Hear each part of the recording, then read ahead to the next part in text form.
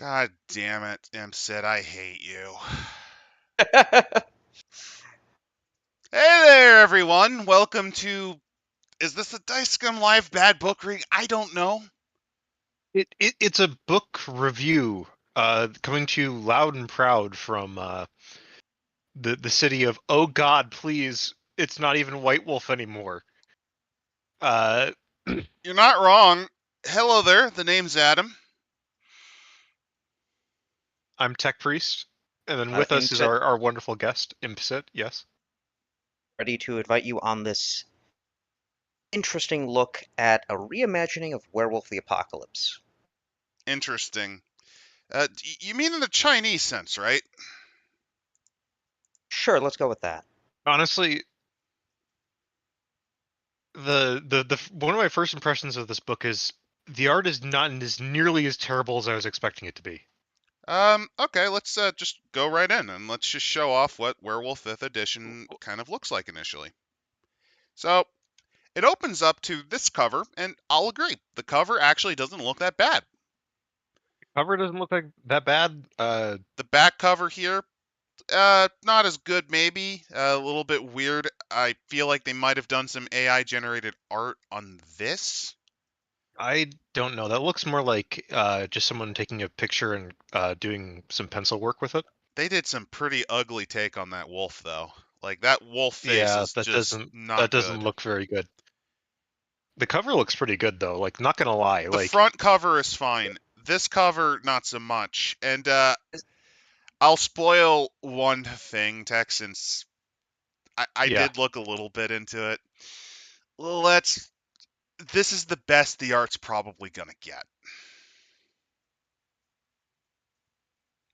I mean, there's a thing with art. There is a thing with art. It's called aesthetics, and I feel like this is the highest you're gonna get. Like I said, the cover, they did an excellent job. Kudos to the White Wolf and Paradox team. And hello there, people in chat. Hello there, Jim. Hello there, Silver Grizzly. Hello there, Deli. Hello there, DPS left I think that's right parenthesis actually. And hello there, Dark Sun. And hello there, Rothern. So yeah, we're kind of starting on a relatively strong point. Does it actually maintain it? Well, I can't really. Mileage may vary. Mileage may vary is a very good point.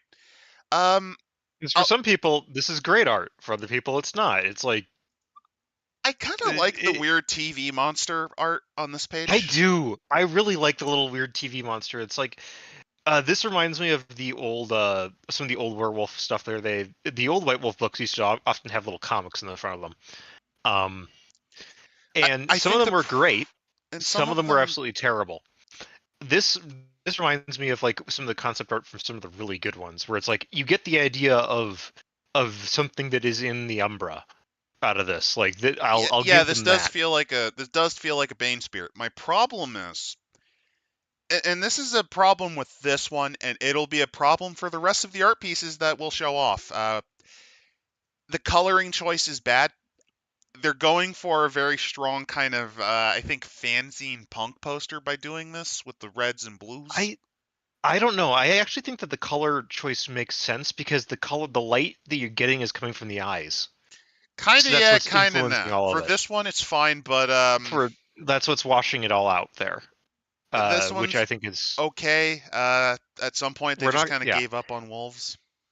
We're not going to show you the whole book because if we do, we're going to get tagged basically. Oh God, I mean, yes. So we're kind of just showing you some of the preview art here, and because honestly, if this is your first impression of okay, so what's this game like? It's not a bad one. It's not failing. I wouldn't say it's as good as it could be. There is something to be said about just going black and white. I think that might have actually helped it a bit more. I don't know. I think that what they wanted to do is... Yes, some of them I think would have looked better in black and white. I know, honestly, I have to say, the book has good depictions of the Umbra, and I think the coloring helps. I do. I think that for a book like this where you're trying to show, okay, so what's the Umbra actually like? And usually the Umbra is described as like a chaotic mess of colors, and because it's influenced by emotion. It's a weird place. it's not reality. It's like the concept of the dream time. It's sort of like that. This art is no rage against this art is no rage across Appalachia. Indeed, yeah, I will say it's not quite as good as some of the previous art that existed. Some of the old art goes hard in some very weird ways. There's the fantastic art from 20th Anniversary Edition. For the most part, one of the things that White Wolf has always tried to do is at least try to produce some good bits of art related to their products. And despite this not being White Wolf, this is now under a new imprint because the other guys fucked it up so bad. This is under Renegade Publishing, I think. Yeah, they do. What else? They actually do the Transformers, G.I. Joe, and Power Rangers RPGs. Really? Oh yeah. My. Okay, so this is a completely Do we have new another company Street Fighter outfit? Do we have another Street Fighter crossover? No, but there is a crossover game between all three. So, this is from a completely different company, and if you're wondering why, essentially Paradox is very much committed to making Bloodlines 2 a success, no matter what. The books, they don't really care about. They're trying to use it to build hype, but the problem is they keep hiring. Well, the best way to describe it is people with their own headcanon and LARPers because the Swedish LARP community is quite strong. The problem is it does not translate well outside of that area. Yeah, there's... So, like I said, we're not going to be able to show the entire book because, hey, it just came out. I will say, however, that I can heartily recommend 20th Anniversary Edition for some of the things we're going to actually look at. Like, again... Oh, no. I do have to show this page just because this is them kind of trying to write themselves you can't criticize our work, which I can recognize hack writerese. It's like a second language to me. If you're familiar with previous editions of Werewolf, let us be upfront and state that this 5th edition is a reimagining, not a continuation. So, it's not fucking canon. None of this, what we're about to read, has anything to do with any of the previous editions at all. Which means that if you're a big fan of the sort of meta plot, you can throw this in the dumpster and not even bother with it. I want to say this, right? The problem that they have right off the bat here, and I want to say that this is one of the biggest problems that they've had with this reboot that they've done for 5th edition, is that they don't know what they want to do with it. Yeah, Josh Timbrook's art is better than anything in any of the 5th edition. Sorry, I had to make that comment. Yeah. This feels like Paradox knows that they have a property that can make them a lot of money. They just don't know what to do with it. And well, they're a gaming company first. The problem is that whenever they've yeah, they're a video game programming company first. Like tabletop books, not so much. Tabletop is a little different. There's always been a reputation, especially among the White Wolf. There are some pretty crazy guys. Like there are some absolutely crazy people that have worked for them. Like There's Phil. Some fantastic people, yeah, that have worked for them. There's actually a very good game developer conference chat that you should look up. That was the guy who did Charnel Houses of Europe, and his discussion on like actually making that product and how it worked out and all that, and where he's like, I think one of the more interesting things that he mentioned is that it's like his thing was going into it was like, well, if we can't make it, then can we really make anything else? Which for those who don't know, Charnel House was a game about playing a ghost of someone who died in the Holocaust.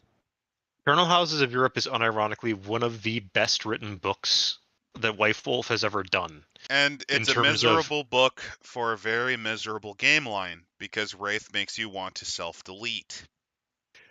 It's also that... no, seriously, Wraith is a very miserable game. It is a very miserable game, but I think that that's part of its appeal in some ways.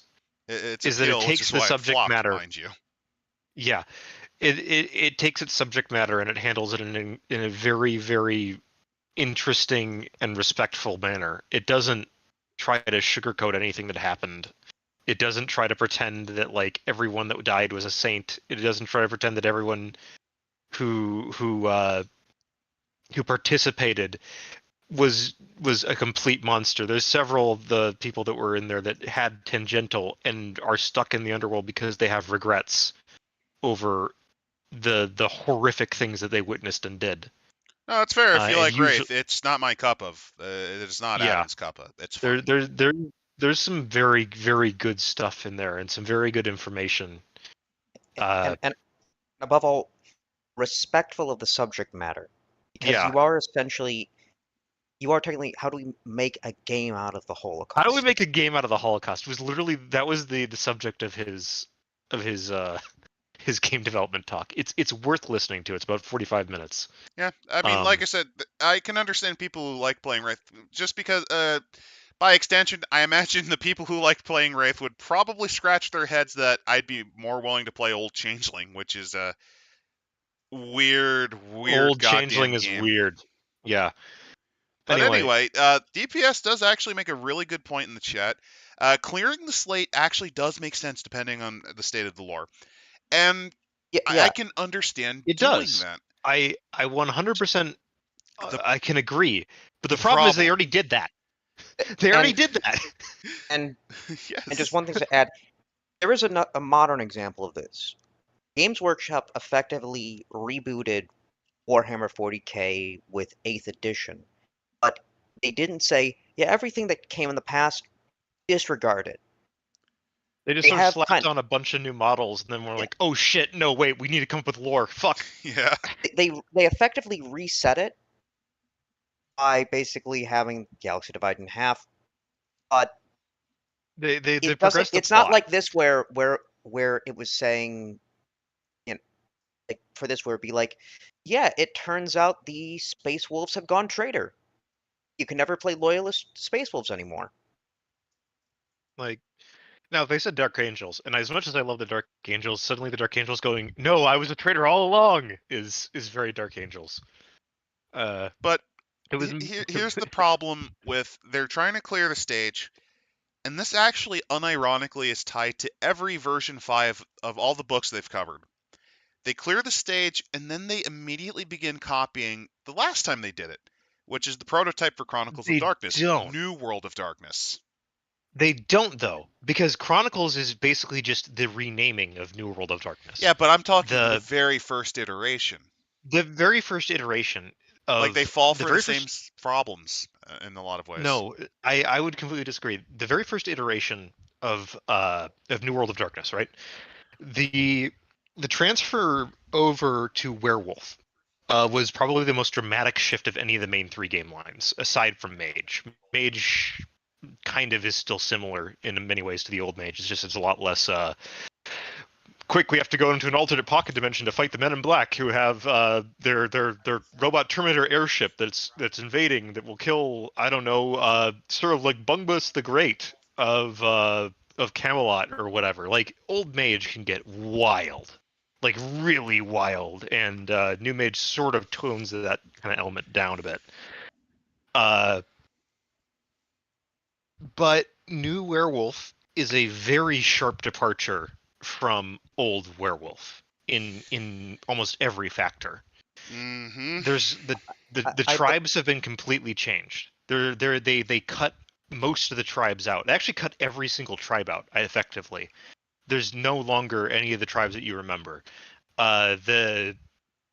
Instead they replace them with 5 sort of new tribes, which are based around the okay, you're still going on into the Chronicles Evolution. Got it. Sorry, I was a bit distracted, viewers. Sorry, I'm going into the Chronicles Evolution here. So Chronicles transfers over. They come up with 5 new tribes. They're somewhat based on the old ones to some degree. There's some carryover in some certain concepts, like the Iron Masters are very much inspired by the Glasswalkers, but they're not the same thing. They're very much not the same thing. For one thing, the idea of a tribe having a roach spirit as a totem in in New World is not something that they do, because they all follow an aspect of Father Wolf, and that changes because the whole lore, deep dark lore behind Werewolf has changed from old to new. So to shorten things off, because this is not about Chronicles as much as you want it to be. I'm trying to explain where we're going here. So when they did it the first time, they had the brilliant idea, and this was controversial at the time. There were a lot of people that hated this, which was to just completely blank slate it. Which is what they did. Completely blank slate it. Yeah, I remember there was a big uproar, especially for Vampire, because yes. Well, also that one had some pretty noted issues. To give you an idea, very early, Requiem, basically you had this weird predator dominance mechanic, which just, most people ignored it. Yeah, predatory aura. Very basically, the higher your blood potency went, the more you intimidated other vampires. Yeah, first edition Chronicles was kind of clunky. But there were some clunky aspects, but once you tossed those out, it was very, very, very much an improved system. And then what happened is they realized it's really good for toolkit usage. And that's another thing, is they kind of harmonized everything together in a more even way. Yeah. Old World of Darkness, part of the reason for New World of Darkness was to try to streamline all the rules across all the lines so that it wasn't a complete mess. Also, since you had less clans and, well, whatever, clans, tribes, tradition, whatever, it don't matter. None of that matters. You got 5 different types of guys with 5 different branches of the organization, which occasionally interact with each other, occasionally fight each other, and then occasionally you have the mysterious I'm evil 6th group, which is usually supposed to be a vague threat. Usually I'm the antagonist 6th branch, and the I'm a fucking insane person 7th. Like you have the I'm listening to the people screaming from beyond the veil for mage.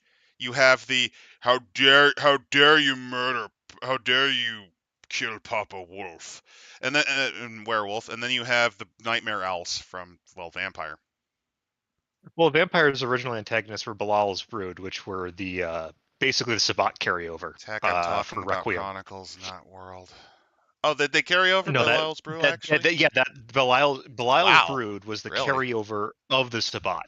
Basically, Belal's Brood was the concept of the Sabbat that they then ported into New World. Now I will admit, I was not a part of that. I was not a part of that initial thing.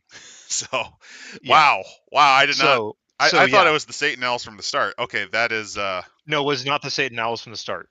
There was also another group called VII, also called 7. That one's kind of mysterious antagonist action. Not a fan of that. That one's a weird one. VII is one of those things where they created a whole book where they created 3 separate explanations for what VII could be, and it's a good book, but it's not exactly something that I would consider a necessary read for Requiem. VII is basically, if you want the really weird, mysterious antagonist group, that's them. Belial's Brood is the Sabbat, like the first edition Sabbat. You know, we're gonna go and murder people for funsies, kind of. Well, first edition Sabbat, also a bit of a nod to the Bali, because the Bali came out at around the same time. I remember that part at least. It's also a nod to the Bali, Belial's Brood, because they're very much the demonic vampires. But anyway, the point of Chronicles of New World of Darkness, to summarize this also is, it was an attempt to reboot the setting with in a new way, like complete scrub, try something new. There were some initial hiccups. Try something new.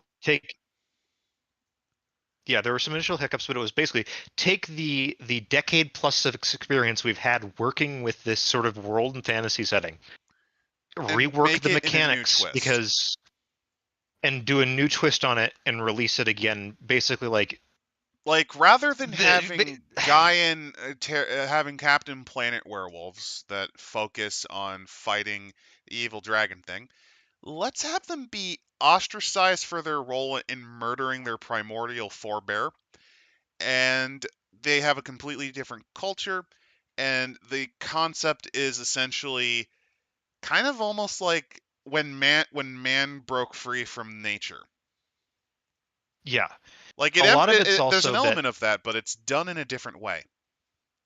A lot of it is also that Chronicles, New World at the time, scaled down the scope.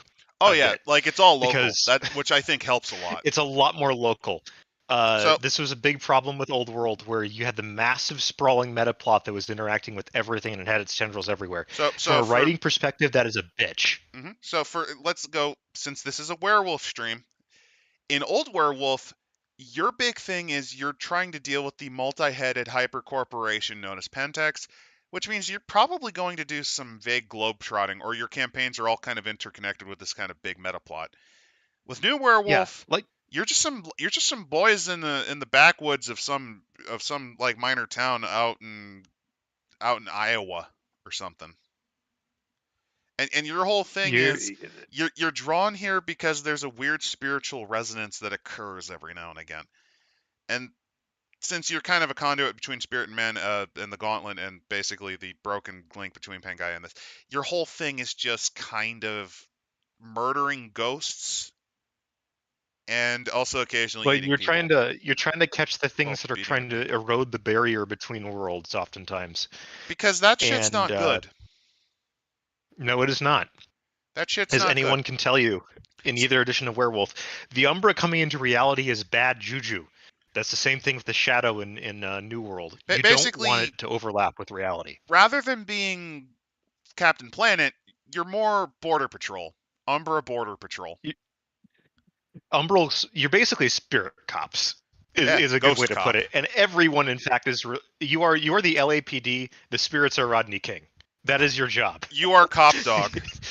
That is probably the most correct and the most disturbing comparison. Disturbing metaphor. For Mage the Ascension versus Mage the Awakening. Ascension, it's the whole war on people's perception of reality. And that's a big reality is warping and malleable and whatever else. 5 hours. To give you an idea, you can go into like hours just arguing between the technocracy and tradition, whatever. With Ascension, it's more just you are in the broken world. You are in the broken world. You are in the cave, and you have learned that not how to manipulate the shadows on the wall. That's vulgar magic. You looked behind you and you realized there's light coming from that cave, and it hurts. There's the fire. There's the fire, and I can control it. That's basically the difference between old and new. And your goal is to build your way towards touching that fire, which often goes horribly wrong because the other big thing that they did keep between mages, hubris will destroy you. Oh boy, they really went hard on hubris in Awakening. As like the implication is that the entire reason that everything is fucked, in terms of like the grand meta plot, the world being broken, is all because some mages just could not stand the idea of not being gods. Yep. With Vampire the Masquerade versus Vampire the Requiem, Masquerade, if say you lose a city to the Sabbat, that's a big deal. That's a big deal to the Camarilla and to the Anarchs. It's a global world-altering event if like Philadelphia follows to the Anarchs or whatever. It can be. And while in Requiem, it's actually just seen as a minor thing, like, oh, the prince has been replaced with another guy from a different faction. Oh no, the Invictus took over. Okay. The Invictus took over. Okay. It doesn't matter as long as it doesn't affect me. It doesn't really matter in the grand scheme of things. And rather because every city is a gilded cage. Yeah, and rather than focusing on kind of the political scheming, I mean, there is a decent. There is a lot of political scheming, but it also focuses on the congratulations, you're immortal. What do you do now? You're stuck. That's one of the metaphors. Oh, you want to be like a superhero Requiem. Or like what? Oh, that's fun for the first decade, and then the first decade, and then you're fucked because someone's going to come out and try to kill you or most whatever people else. Crack by decade 3. They kind of stress that being an immortal is not a great time for a vampire, especially when they go into the Elder books where they're talking about like, yeah, you've known people for hundreds of years and you've ran into some weird shit, and it's starting to get to the point where you'd rather just be sleeping. Oh, by the way, Steven, they did get new writers. This is a completely new game company that wrote this one. Yeah. We're just kind of showing a bit of the differences here because the 5th edition that White Wolf has kind of been penned under the Paradox kind of control. They're trying it again, mainly just to try to make its own mark and to try to simplify things, and it's just not working. Either Yeah, due to just poor choices in writing, just bad writing style. We'll get into it. Like, sorry, we just had to set up a little bit of the initiative here, and also just the people they hire. It's funny, they don't yeah. want to hire Some the of it's specific guys because there's a But lot of weird reputation among them. But like then they yeah. hire, for well, yeah. for example, there was a leak recently of one of the head writers, or I think it's the head editor, saying, "Who cares about the lore?" Essentially saying, why do we have to Oh yeah, care that about was a real it? thing. Another fun fact is that one of the sensitivity readers actually wanted to do a complete fucking purge of all your Native American bloodlines, which I thought was pretty funny. I thought that was really funny in a horrible way. But we'll actually properly get into it. Again, we can't show the whole book, so let's stop teasing and kind of go into some of this. So they understand the best way to describe the beginning is they actually do an okay job in telling you the basics of being a guru. That is one of the things that I will give Werewolf 5th edition. They, at the core of things, know how it's supposed to be, but the communication is off. Yeah. It's they have a concept. They want to redo. They want to do their take on this setting. Because, This Gothic punk, because God forbid you actually try world. to be honest to this original setting. Fuck that. Sorry, it's just that's my kind of problem with I call it hack writing, where it's just I have my own vision and damn whatever everyone else says. But Adam, the older editions had problematic elements. Oh, don't Well, they worry, this did. is Welcome going to to the have world some. of darkness, gypsies. Holy fuck, Yes, that entire book. My rebuttal, my rebuttal. They pirated images of like actual activists and put them in this book, and then when they got caught out, they immediately panicked and replaced them multiple times, which is really fucking funny. Yep. They didn't get permission for any of that. Yep. again, I, White Wolf goes from we made a book about gypsies to making an actually good good book about the Holocaust. Yeah. Old White Wolf is like a grab bag of just. Sometimes you get like a diamond, and then other times you get like a mutant tribble trying to eat your hand. so It's Or other times you get Heinrich Himmler turns out to be a vampire. oh yeah, there's other times you get Berlin by Night, where it's like half of it is really quite good, and then we get into the like, why the fuck is this a thing? Where you so get molested by Cleopatra in a basement. So the opener, the introduction of the book, again, is actually, I'd say, perfectly competent. Actually, I'd honestly say almost pretty good. Actually, they give you a basic outline of how the guru work, and they do it in a way that it's communicated fine. And I don't notice with a style of writing, you usually, especially for people with a bit of a political angle, you tend to notice a kind of vibe or energy. It's lacking in this section, which I think is what makes these 10 pages some of the best in the book. And then they go into details about your basics. They mention things like play aid. And let's see what else they do. They do give mature content warnings, which, let's be fair, it's Sure, World of okay, Darkness. it is World of Yeah. Darkness. Let's be fair. It probably could have put that at the beginning, actually, so it's like, what did you expect? They did, I Although think, this does in the make original it ones, but funny. This does make it funny because they say in this paragraph, inclusion of a problematic subject in a storytelling game is not the same as glorifying it. And if you take the chance to explore it critically, the result can be the exact opposite. That's going to be kind of funny as we go through this book. Let's see if we can actually get to the... okay, so this intersection is relatively fine. They then go into the lexicon. which again, it's good that they put this right before everything in many ways. I prefer it when they do that rather than after the goddamn section Yep. where you're reading about all that. The very first thing you'll note, if you're familiar with the old World of Darkness, is they don't mention Mati, and that's because that's one of the changes in 5th edition. No Métis. They nuked those motherfuckers from existence, and Rip Honestly, Bozo, you will not be missed. honestly, I'm that's sorry to say. yeah. Like, Rip Bozos, you will not be missed. I'm sorry to say that Métis were one of my least favorite parts of the old Apocalypse setting. It's just power It's- gaming. Part of it was power gaming. Part of it's also that it's like being permanently in war form. Like, that is your natural shape.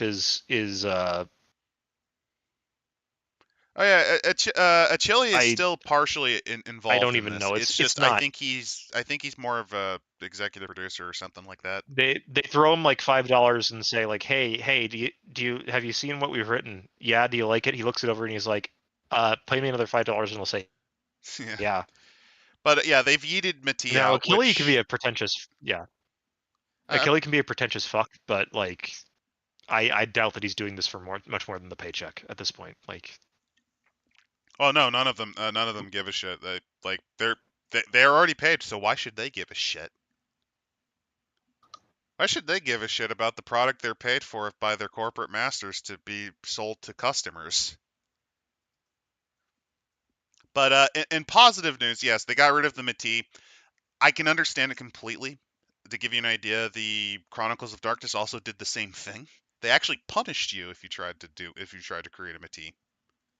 And they actually got rid of kinfolk as well.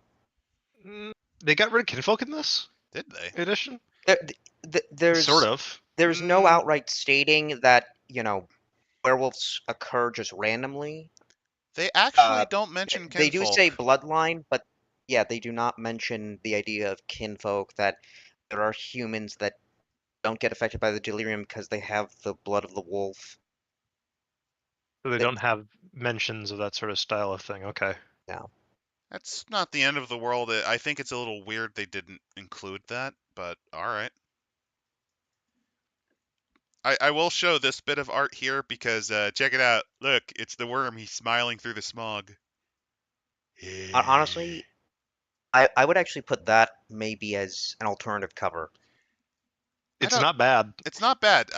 Like I said, the first, I'd say 20 pages of this book, if you handed it to me, I'd probably say, well, I don't know. This seems like it actually might be at least comparable to some, maybe not 20th anniversary, but like it's looking like a fine edition.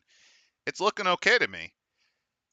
And then we get to, well, A quote by Antonio Gramsci. The crisis consists precisely in the fact that the old is dying and the new cannot be born. In this interregnum, a great variety of morbid symptoms appear.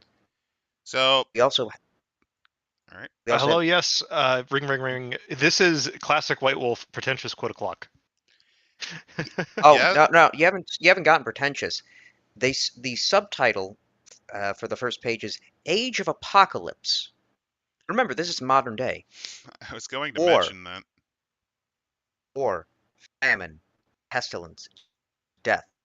Oh, The world Jesus ends not with a Christ. bang, Yeah, but with yeah. a sonorous, doleful howl. The world is in its death throes, shuddered in the grip of the Capitalocene era. It's called oceans Anthropocene, you fucking idiots. No, Adam. It was capitalism's fault.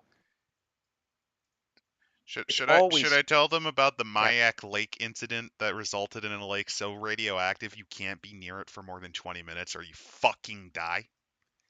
That lake, by the way, Radioactive Soviet lakes are one? one thing. Global warming is another. Like, one's kind of local, one's a little bit on a bigger scale. Just saying. Okay, how about the And- RLC desertification issue? The RLC desertification is a gigantic, like, how the fuck did you manage that? Oh, Like, the how answer, the fuck did you manage that? the answer is Soviet incompetence and the fuck you, we're going to grow cotton here. They say. Oh, don't forget the extinction of the Yangtze River dolphin. Thank you, China. Very cool. Thank you. Yeah, well, they had it coming anyway. Fucking dolphins. and the continual eradication of fishing populations.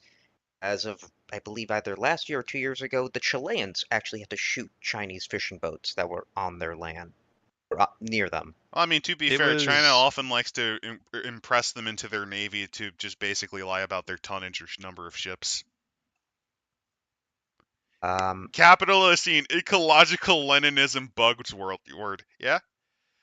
Also, or again, the fact that we've been manipulating the environment since before the agriculture revolution. We have That's what been. the, There's a that's what major. the Anthropocene means. Yeah, the differences in terms of scale of change. The last 200 years have seen far more environmental change at the hands of human activity than any other time in our history. It's one of the things that when you start looking into the long term picture, it's like this is not. So to grant you the point of view of the mostly, from what I understand, primarily online LARPers who wrote this, let me read this section. To the people of the world, however, life goes on. People have more entertainment choices than ever before. Their phones and computers receive a steady flow of data, most of which desensitizes the owners of these devices or others offers easy escape. Reminder, these people tend to be terminally online. Keep this in mind. Pundits bloviate from television on streaming services and angry gatherings. Millionaire actors paid by billionaire patrons to stoke everyone's fury at every other. Tell people who hate who to blame for their problems. Okay. That comes off as it's an attempt to be even-handed. It's just you kind of fucked that up with capital scene.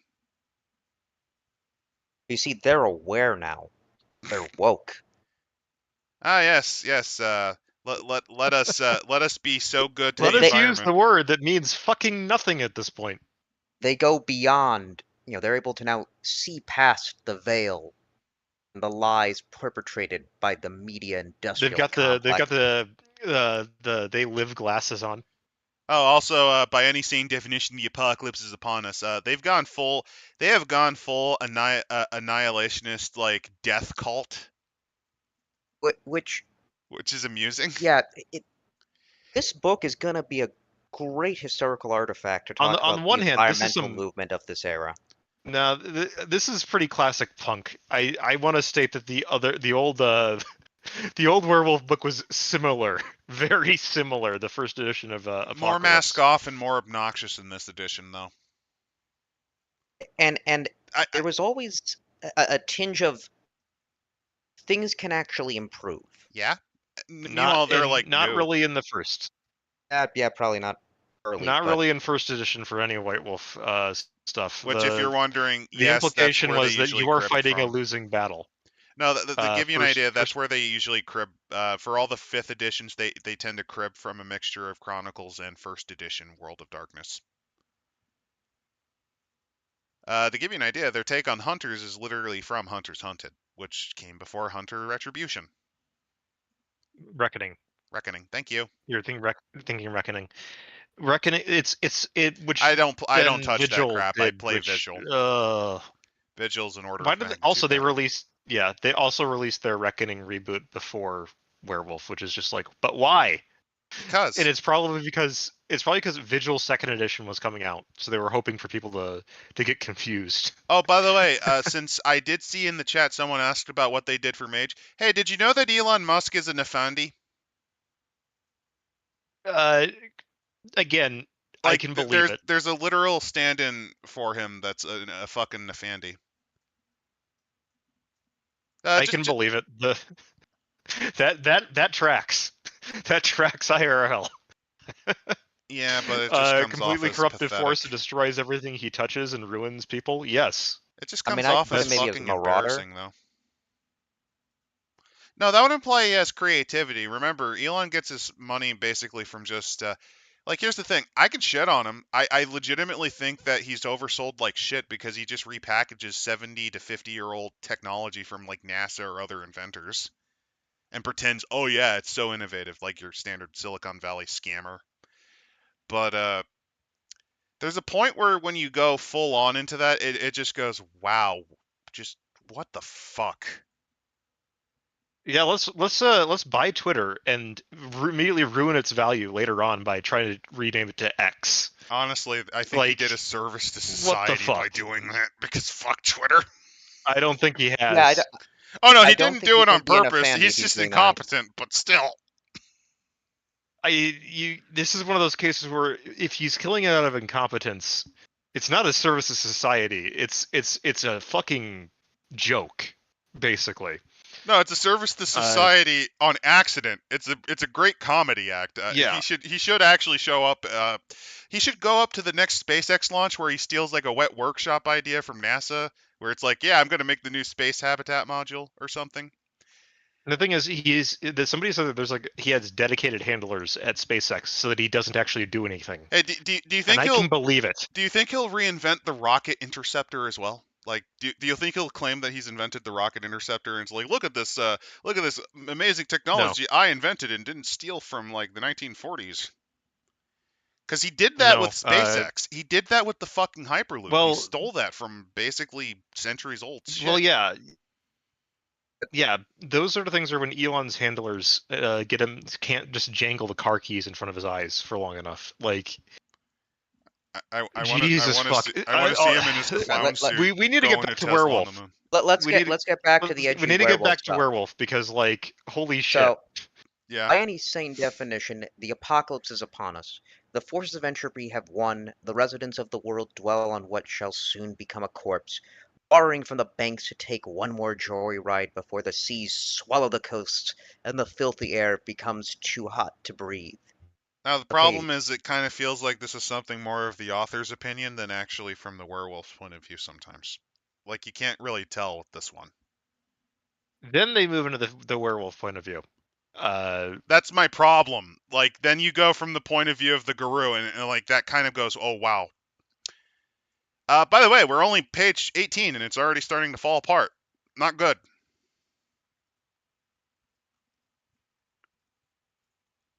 So, and they basically say that the time has passed. The role as Gaia's guardians is over.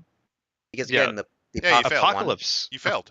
Well, yeah, Apocalypse even the original version of Apocalypse even stresses that it's like, yeah, we've kind of lost the war. It's a fucking we fucked up. We fucked up real bad. The problem, Tech, is they're not going to interpret it in the way that they would. In the hands of an earlier writer, it could have been done well. The problem is they're going to blame other people for their failings. And not just other people. Which is very thematic for Werewolf. But the problem is it's from the point of view of the writers who are dead set on making you the heroes, which we'll get into.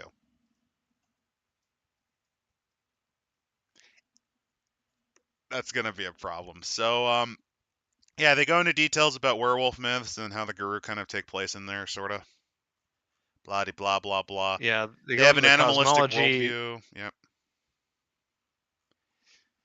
The best way to describe it is they do an okay-ish job on actually explaining stuff. Like, they do an okay job at kind of explaining the basics of what it's like to be a werewolf, like, straight up.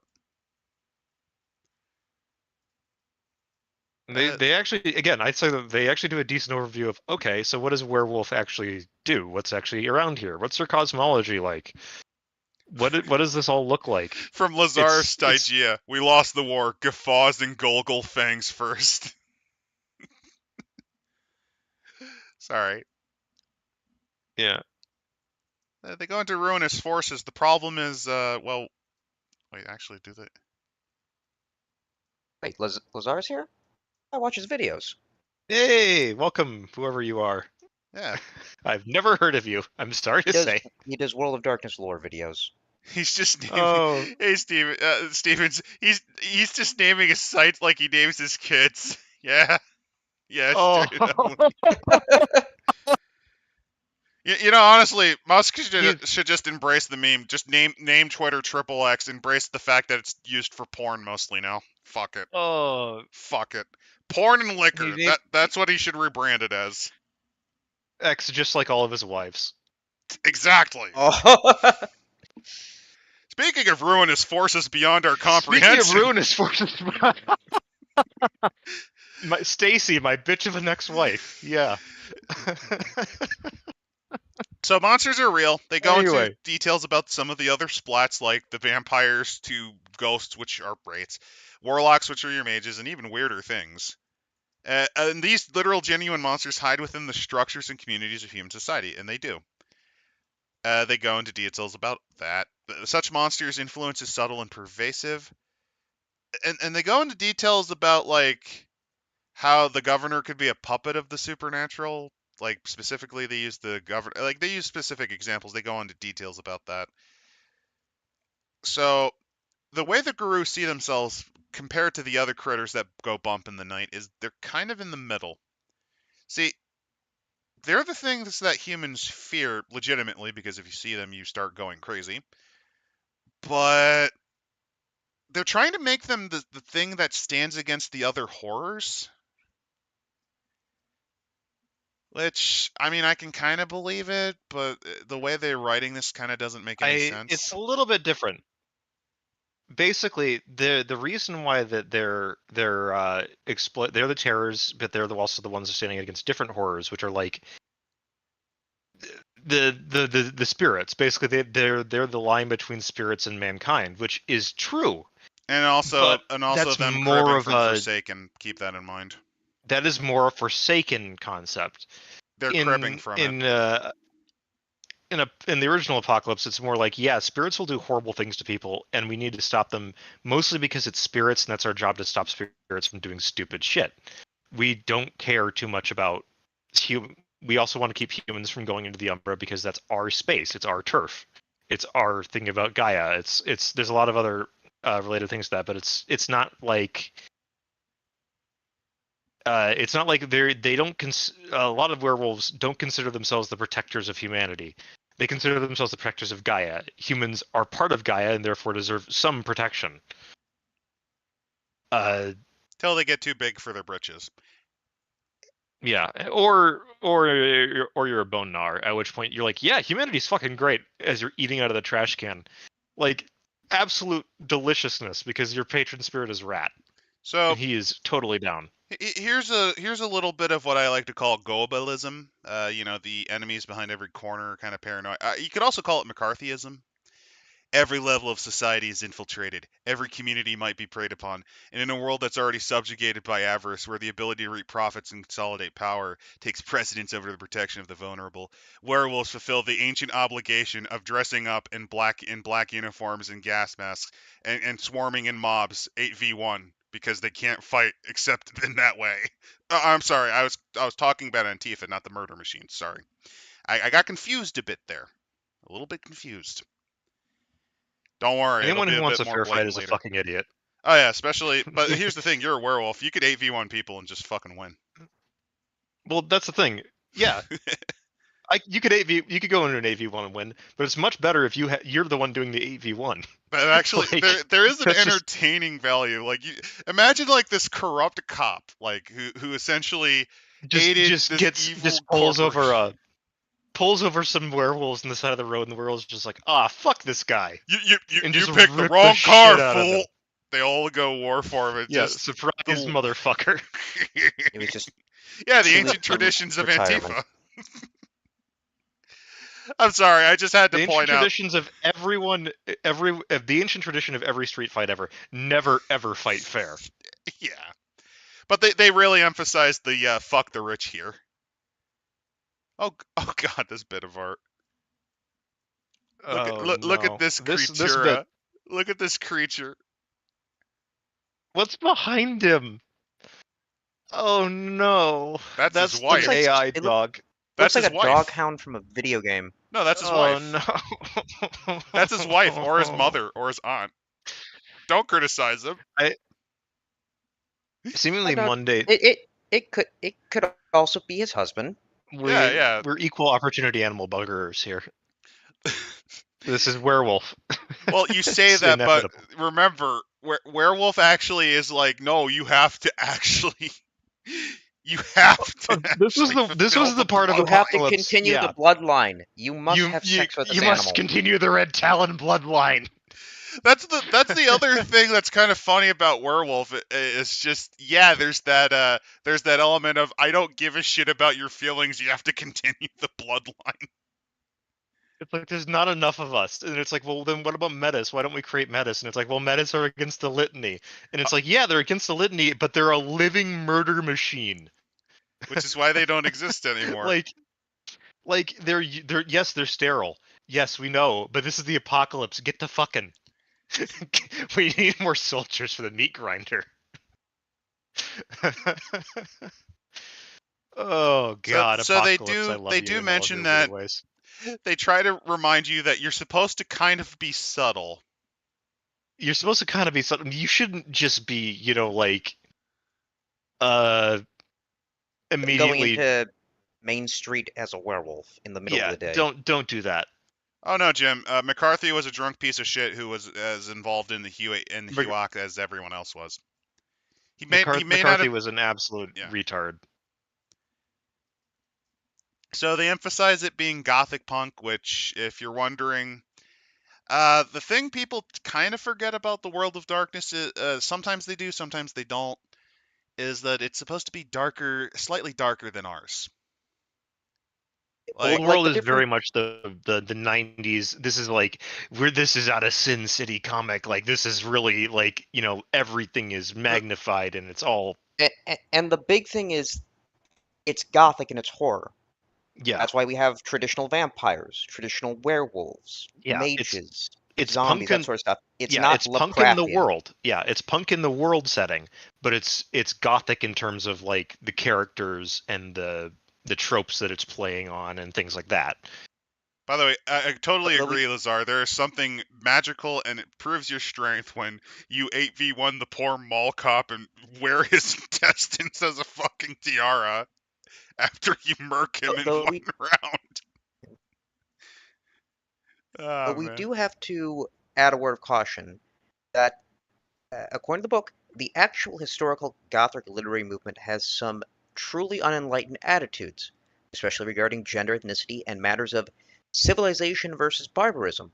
Well, yes, Use the because it quote was part. written in the fucking 1800s. Like, Yeah, But you see, it doesn't it's matter if you use the lens of history. It's eternally evil now. As according to me, I the mean, there's some things sensitivity that writer, there's some has things even through the lens of history where you just can't defend it. Where you're just like, that's still kind of cringe, my dude. uh, yeah, you can say that Even at all the you want, time, but the there's some problem things. is people still like it, especially if you repackage it to actually be the synthesis of the old and new.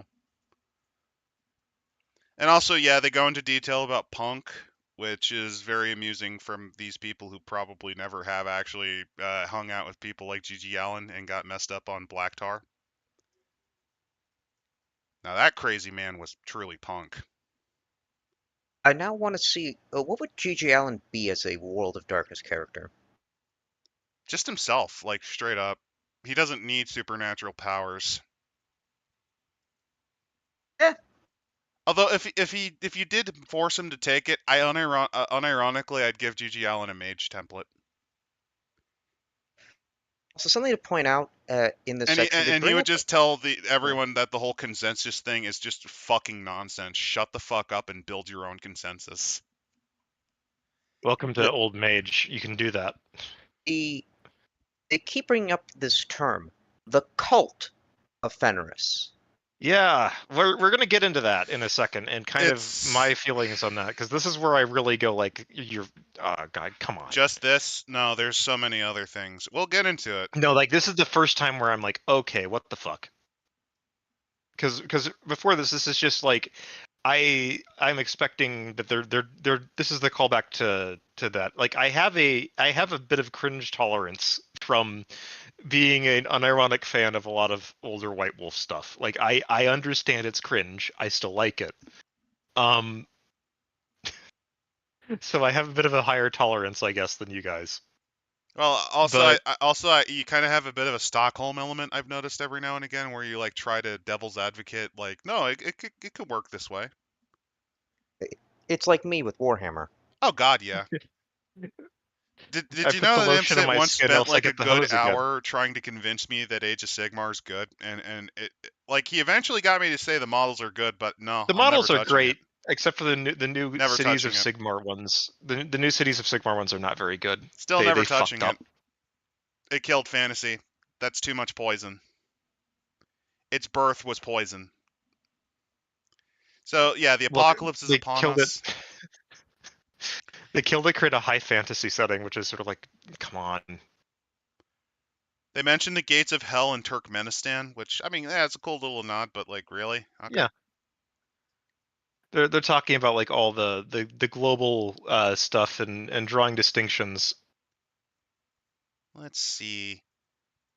which I Cities of do Blight on think Light. that Yep.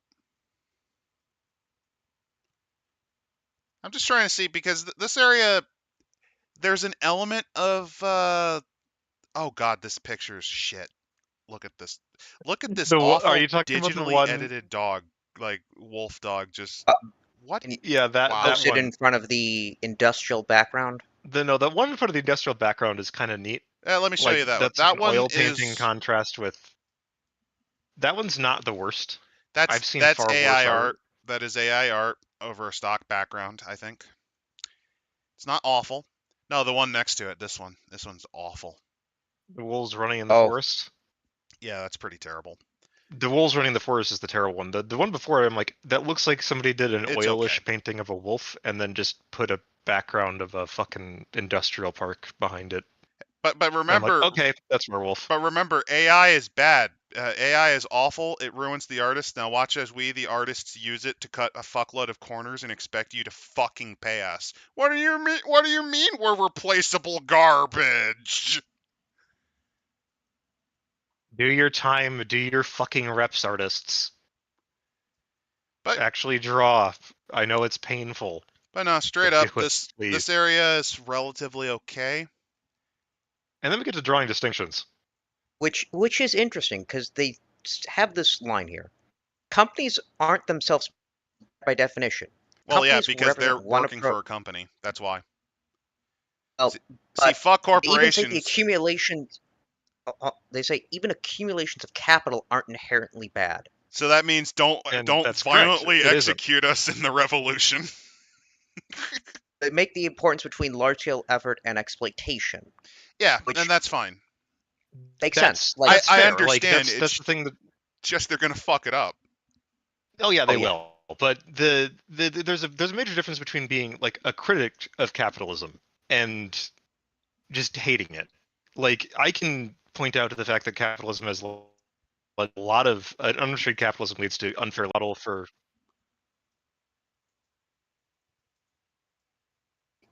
Like That there's sort of like the It's the you can't worst lie and say working that model.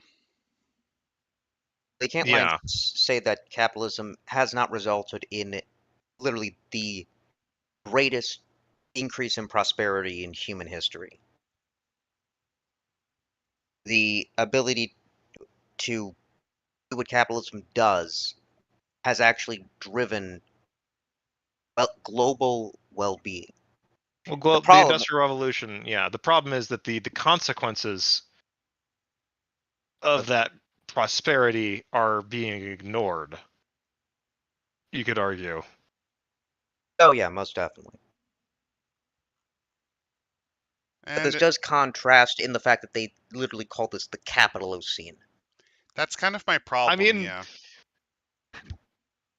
if we're going by the industrial revolution as the start of the Anthropocene, which is what some people want to do, is it really wrong to not also associate it with the rise of capitalism as the dominant global economic form, which encouraged and it still encourages industrialization? Yeah, I'm gonna say Uh, no to that regardless of what you fucking say on that, because A, capitalistine sounds I see the goddamn logic, terrible but it sounds fucking stupid. I and still embarrassing wouldn't use it. I see why someone would propose it. and I'd very say you have hack a point, but you're writery. still retarded. Yeah. You have a point, you're still retarded, basically. They go into the Umbra. I don't know if this is AI generated or not. It looks okay. Uh, I don't know. It's suitably just really trippy, fucking trippy. which is fine. It's the Umbra. It's the Umbra. It's trippy as fuck. And I mean, the next page is definitely like, oh yeah, this is what someone drew on fucking LSD. Look at this shit. Either that or they Bring up had this the picture. AI I draw it love for it. them. I think I fought that in Dark Souls. This is actually good art here. Holy shit. Yeah, it's a pretty good example of impressionism. I don't know if an AI's hands touched it or an I don't actual think that artist this did. was AI. I think that this was an actual artist. Well, kudos to them because it's one of the better pieces in the book. We'll get into more awful examples later. And again, they go into details about the Umbra, Cairns. Like I said, the first entire chapter, because this is just They chapter basically 1. go and they explain, all right, here's Werewolf. Here's everything you need to know about the basics of Werewolf, which every White Wolf book does, right? Yep. Every White Wolf book does this. They then go into, okay, so we're the agents of Gaia. We don't talk about the other shifters. We really don't. Don't ask about them. This Mainly edition because they sort of don't want to write chops them about out. it. They don't want to do Not- a changing breeds, I guess. Which Nothing happened during the Imperengium. No, the Impergium or whatever else. no. Like they're not. They just don't want to write because too much effort. I Also, do too like much their stress. examples of I- Cairns though. I will If say I can, though that. Oh, sorry. Go ahead. yeah, I do like their examples of Cairn sites though. I think that the two that really do stand out are like the penthouse where it's been constructed out of glass and steel to resemble like an actual like geological like a geodesic eye basically, which is kind of neat. A chapel or a temple or whatever else that's been abandoned and then basically repurposed by the werewolves who recognize that it is actually a spiritual point of power. Like those are kind of good. I mean, Like yeah, imagine they give pretty solid examples of Cairn sites. And they actually do mention the agents of entropy and the agents of stasis. They actually do talk about the servants of the worm, which include Banes, the Formori, Pentex. They actually mention this, yeah. which They is a pleasant surprise.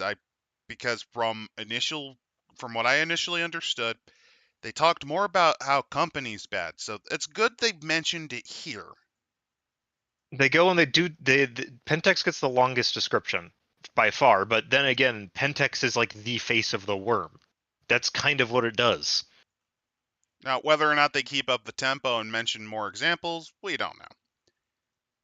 Because literally out of all three of us, only ImpCit really read most of it. Bit of a blind reading. It gives Yeah. us the same reaction as you, the viewer. And to point out, for example, in the Weaver section, they point out that cryptocurrency may be a sign of the Weaver. Sign of the Weaver. I agree. We should burn all crypto to the ground. You know, Even though, hold on, I wouldn't that be disagree. more the worm? Yeah, because the problem with crypto is it's not stable. Unironically, the stock market, in particular long-term bonds, are the weaver. Crypto's the worm's attempt to crash the weaver's economy, no survivor. Because of I technology. Because you're basically it's the playing around Weaver. with options, which are highly volatile, which indicates a high amount of entropy. Very unstable, very much I not guess it's the because weaver. of the computer logic of it, because it's all cryptographically generated keys and shit. I guess is their logic behind it. No, there's an No, element I they straight up understand call it it. the mining facilities. Yeah, Which, they kind of do where they do talk about like they talk about it. The Weaver is as much social ossification as it is nature, like society itself. Like it is not necessarily like society itself is not necessarily the Weaver. The Weaver is the bad aspects of society, the confinements, the you know the rigid structures which are completely blind. You know, the blind idiot god that does not know what it is doing. Which is fair about the Weaver, really. and they Might bring have up as borrowed a bit another from agent of the Weaver. the God Machine, but honestly, this does remind me of something that I thought was pretty neat when they handled Mage the Ascension, when they were really trying to figure out how do we link this fucking shit together. And Mage did a pretty okay job because they did it in a similar way, where it's like the three major forces. There's like dynamism, which is kind of your life and Gaia force. Yeah, it's literally just taken out of Werewolf. It is like a lot of people which that worked on helped. Werewolf worked on Mage. Yeah, which helped. It kind of helped link. They also, of course, have to reference the Second Inquisition. The worst plot point of all this shit. No one likes this stuff. Because the institutional hunters are agents of the status quo. Can't have werewolves Because they're fucking up all the billionaires' evil investments. If you're wondering where the Monster Hunters and Second Inquisition came from, this is from vampires reeing at the people kink shaming them, because people were like, yo, we don't want you to turn people into drug addict blood bags, so we're gonna shoot you, blank bodies. We're gonna For no apparent reason, we're going to discover vampires, and rather than blowing the whistle on this massive fucking thing, we are going to bomb Vienna and So what London happened and was cover it up the equivalent of the because that Clinton makes email. sense. The Nosferatu had the equivalent of the fucking Clinton emails, dropped all their spaghetti into the hands of like the CIA. They shared it around the They fucking had the world. Watergate tapes. They don't. It's literally a case of we wanted to focus on humans being the bad guys because we're maladjusted weirdos. And No, we it's already wrote because out the we had our Sabbat plot because right. we're mimicking first edition vampire. No, the Sabbat. The Sabbat was already there. They just completely removed them. What they wanted to do was they wanted to take the stuff from the failed fucking MMO game that they were working on for years. And Oh someone's like, "We need to God. publish a book as fast as possible. So quick, bring that fluff up, and we'll use that." Oh They wanted That's to God. one make of a the things. vampire MMO. That is one of the big theories behind V5, and I 100% believe it. No, It yeah, it explains is a because huge amount. they reuse so many art assets from it. Yeah, I know what you're talking. Oh God, I forgot about that. And if you're Yeah, wondering, they're that's committing where to the it, second even though no Inquisition as a one fucking concept comes wants from. it. Yeah, they're committing to this, and no one wants this shit. The second Inquisition as a concept is not a terrible concept. The execution is absolutely the terrible bit about it. Especially Instead since of it it's being from the a point of secret war in the dark, yeah, it's a more like if it active was a war. secret war in the dark, that's one thing. When it's the black helicopters are chasing you down for having fangs, it's a bit of a different thing. Especially since it's written from the point of view of, oh, you're preventing us from living our unlife. Because that's the other problem. Unlives. Again, the writers Fuck off, I want to drink co-eds. Here's the they make them the heroes, which doesn't help. The writer's sympathies are a little fucked, yes. and here's the they use that same language when talking in Hunter. It's like the corporate or the institutional hunters are You're not for supposed to be actually against the dealing with the man because problem. it's punk, which The problem that is they're written from the going point of against the man view. all the time isn't punk though. There's also the problem that the people writing this are basically the fucking man, if you think about it. At least from an Yeah, online point of that's view. the other thing. It's like, They're mainstream. They're kind of yeah, boring. They get the media shills to back them. Like, they are the status quo. They are the people who would be violently torn down by the punks. again, guy goes and kicks a trash can, asks if that's punk. Someone's like, yeah. Another guy kicks a trash can, says that's punk. The two other guys look at him and go, no, you're just being a poser. Yeah, these guys are And the that's the ultra feeling I get a posers. lot out of this. These are people These are trying to this is a retread. poser trying to write punk. This is a That's the problem. You poser. can't retread that lightning in a bottle. 20th anniversary edition does its best to try to keep that energy from later revised, which kind of was like, okay, let's try to keep the dynamism going, but not completely go on the "fuck you, dad" kind of feeling of it. Which this But, kind of has a you problem know. with. Also, another problem is that the people writing these usually don't actually have the experiences to understand the things they're writing about. And they You usually don't seem to necessarily hire. no. Here's You could do. The thing is, they don't do research though, or if they do, it's like they exactly. I was going consult to say, like the worst people. if you don't know something, it is no shame as a writer to spend about 5 days doing research. I was writing something and I was like, I want to portray Venice properly in this era, and so I had to go on like a 3-book and like it took me like a month to get like a simple scene written out because I was like, I need to make Venice look correct for the era. And it looks nothing like it did in this time. And I went down so many rabbit holes of, was this building around then?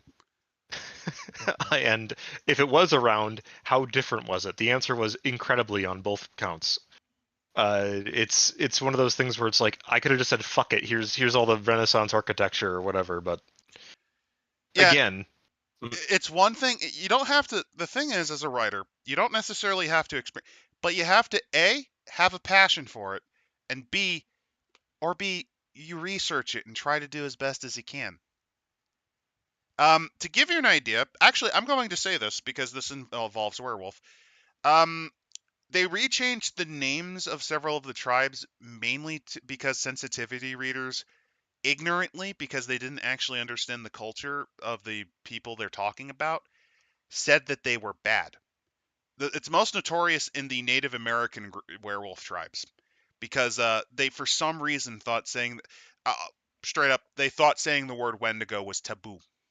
I wouldn't say it was taboo, but calling someone a fucking monster is another thing. Like, admittedly, they are werewolves. The problem is the native they consulted wasn't even as a member of that tribe, and honestly, I wouldn't be surprised if they passed as white because were they most of the even people in they a- hire for that probably are white that are LARPing. Were they even in the same cultural group too? Like Oh the god, no, Algonquin probably not. peoples, probably not. That's the thing. Like that's the thing.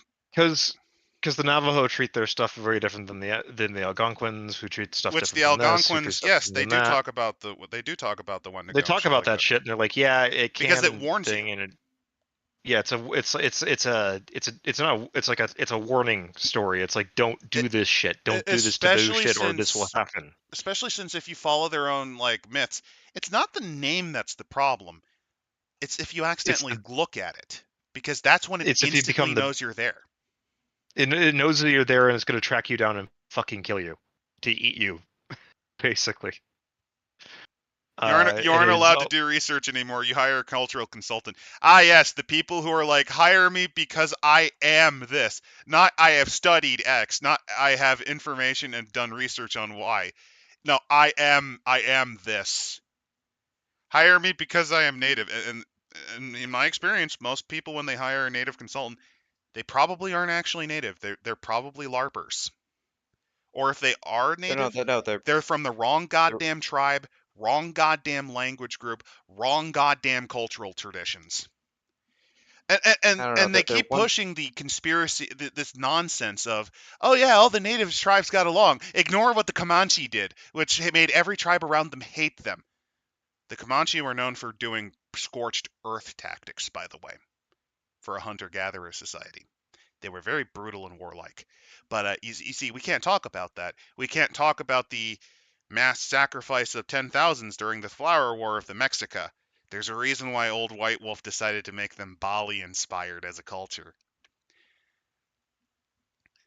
You can't talk about the great slave trading kingdoms of West Africa, where they were the ones that got the slaves for the Portuguese and the Spaniards and the English.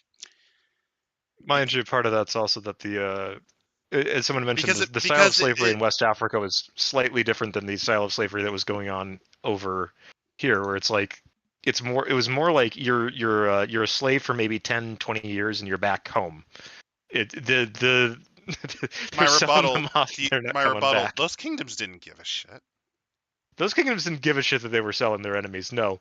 But the expectation for someone that's a slave is sort of like, it's suddenly like, oh, maybe I'll be able to return. No, you're not coming back, buddy. You're gone. You're fucking gone. Yet despite that, it's still a kinder fate than the ones that were sent to the Ottomans. Oh boy. That's something they almost never talk about. Ottoman slave trade's kind of weird. Not just the Ottomans, Arabian slave trade, which continued until the 1970s, mind you. It's still kind of going on today. Yeah. Look, I'm just saying that you can pretend all you want about Kumbaya and stuff, but unless you actually do research or actually get experts that know what the fuck they're talking about, doesn't really work. And that kind of applies to the Native American tribes, werewolf tribes. They did not get the right experts. So anyway, yeah, they mentioned the monster hunters and how they're working for the man. They also mentioned, actually, that Agents of Chaos, the Wild. By that meaning the Cult of Fenris and the Black Spiral Dancers. Oh, by the way, and the Stargazers. Because I have to. Fun fact, did you know in this edition you can possibly redeem a Black Spiral Dancer? It's in mechanically. Well, it was always theoretically possible. It's just that it's like, do you really want to go through the fucking effort of trying that? Oh, but it gets stupider because they then, in the same fucking breath, we'll get into the Cult of Fenris, but those ones are not redeemable. Because they're German. Tribes, okay. Oh yeah. Tribes fun fact, that have turned from Gaia's purpose or actively serve that the worm exists. So basically, the worm, Black Spiral Dancers are still of the worm. The Fenris cults are the ones that have simply turned away from Gaia. No, they turned away from the Garou. They're still servants of Gaia. What are you smoking? Because here's the thing. Originally, they just wanted the Swords of Heimdall to have essentially taken over. And the Cult Defender or the Get Defenders would have just become Nazis. Oh, and by the way, the negative reaction meant that they still did it because they don't give a rotten fuck what 98% of the population says when they first see it. They'll do it anyway. Fuck you. We'll get to talking about They'll that just when we get to that. half-assedly change the bit. I will complain about it when we get there. So anyway, yeah, the wild is unpredictable. We need to at least get through this. And they give you some sample Well, conflicts. Yeah, they mentioned like, okay, here's a bunch of other stuff where it's like, oh boy, stuff can go nuts. Like someone's building a new dam upriver for power supplies, where it's like, okay, yeah, well that does change a lot of the natural environment. It's less pollution. It's not, but it creates an entirely different ecosystem. Does the book mention cross-splat play? Not really. No, none of these mention cross-spat play. These are meant to be standalone from the best I can tell. There's not a lot that carries over compared to New World of Darkness' system, which is very much designed as it is a basic template change. So it is not extremely difficult to change around your thing from X to Y. So you can actually like measure pretty accurately of, oh, what can this person do compared to this person because of merit dots and all that. Until you bring in Mage, because Mage breaks balance by about 0.3 or 4 of powers. Which is why it's a fun game. So, Chapter 2 is about being Guru, and again, it's from the kind of bird's eye view of what you need to know. It goes into their cultural history, which is what they believe, and there's elements that may hint that it's true, some of that's bullshit. Basically, blah blah blah blah. It's the stuff that you would expect for Werewolf the Apocalypse. Your guy is warriors, blah blah blah. Human. They call the humans Weaver's children, by the way. Blah blah blah. Sometimes they mention there's like some of these other bits where they're talking about like they're talking about like who says that they're there, like, you know, it's what they do that matters. There's a lot of like little interjections in this, which does remind me a lot of the older White Wolf stuff, but not in a good way. One of the things here, they make a point not to mention any other shifters because, of course, they won't. Which I don't get why they wouldn't, but we probably won't get to it. They do bring up as a kind of antagonist Raven shifters and spider shifters. So they bring it up, but they don't really mention it. They don't really mention them. They just sort of they exist. And it's not even like they once existed and we fucking murdered them, like the War of Rage stuff. Like it's yeah, they got rid of that because it makes the werewolves look worse than they actually looks worse. I honestly believe that's why they did it. And in the middle of this, because in your power fantasy, you have to be the unambiguous good guy. And in the middle of this, they bring up this page just talking about historical trauma and how it relates to Indigenous Americans. Okay, before we get into that cringe, from Lazar, Swords of Heimdall were extinct by the rest of the Get. Yeah, they were. Do you think they give a shit? Yeah, they. Lazar, remember, one of the guys in charge of this pretty much said, "Why does the lore matter?" To give you an idea, they kind of fetishized the fact that they had actual Nazis to work with because the writers, there's a segment in the book where they actively push the concept of there being a worldwide Nazi conspiracy, which is really hilarious because if you replace the terms with I don't know, Semitic or Agents of Zion or ZOG, it honestly feels like something you'd read from a Joseph Goebbels speech on Sparks. I'm not fucking with you. They've devolved into literally going, there's these huge secret Nazi conspiracy. It has the same energy as Pizzagate. High quality. So anyway, let's talk about how these white Swedish people. How the fuck is this connected the wrong to native tribe? Okay. Similar to Guru, why are we talking? Okay. Full stop. Yes, we did some horrific shit to the natives. Ignore that Canada was more disgusting with what they did. I know. They bring up Canada as well. They bring up Canada. The point, though, the point though is that why is this in this section? Also, why did like also? Well, no, it's because sorry we're white, even though we're Swedish. It had nothing to do with it. Sorry we're white. That's why. Yeah, Be quiet. it's Be saying quiet. A not white person is speaking. Your lack of melanin means you should shut up. it's saying historical trauma and the connection of the Garou, and then they don't mention how this relates to the yeah, Garou at all. that's the problem. It's like if you would relate this to like similar to some of this like sort of stuff, like the Garou as parts of these peoples have had this sort of stuff, and this is bred resentment within tribes. If they had done stuff like that, if this was from the Gale Walkers, which is what they renamed the one to go, if this is like a Gale Walker speaking this and throwing this at the hands of like some of the what are they renamed the Fianna as something like the Hearth Wardens or whatever.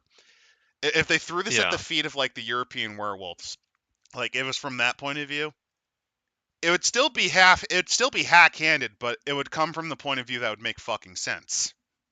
This just kind of comes out of nowhere. Yeah.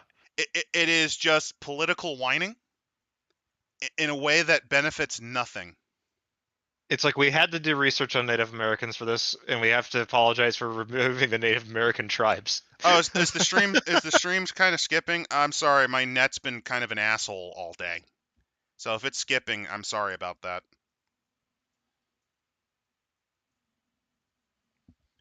I'm honestly I should sorry. also mention here. I can't do it. Like literally, I can't do anything about that. Well, then after that they bring up Auspice and Tribe. So they talk about Roanoke, but they don't actually bring up the Croatan, which is like they have to include it somehow because it's a big event, but they don't mention how it's relevant. Wait, is that a name? Is that an actual name of a group? Yes, we can't mention that at all. Yeah, Werewolf the Apocalypse had a thing where one of the tribes, remember the Roanoke colony? Yeah. Well, there was one of the pure tribes, one of the three, which were the Uktena, the Wendigo, and the Croatan. Well, the Croatan sacrificed themselves to remove a massive worm colony that was under the Roanoke colony. That the reason why like the Croatan was marked on there in old White Wolf history, like on the trees, was not that this is where the settlers fled. This was the werewolves writing down, this is the tribe that did this. Remember us. It's pretty dumb. Anyway, they go to the Stargazers, which are the Stargazers are leaving the Garou to pursue a new solution to the worm question, and then the Cult of Fenris is like, "Fuck it, we ball, eternal war against the worm." Isn't that what the Garou were doing anyway? Yes, it kind of is. Yeah, it's actually really funny because they picked the one. It's a tribe that could have worked, but honestly, there's one that would have been even more effective. But the problem is, it's the pet favorite for some fucking reason. It's a favorite one for some people, which I don't get, because the entire point of playing one of these is that you are completely out of water, out of touch with everything else, and looking extinction down the fucking barrel of a gun. Well, that's why, but they also... Yeah, you've got a chip on your shoulder. Well, also, don't forget, it allows them to enact their I hate everyone who called me not normal fetish. On every level but physical, I am a wolf. Yeah.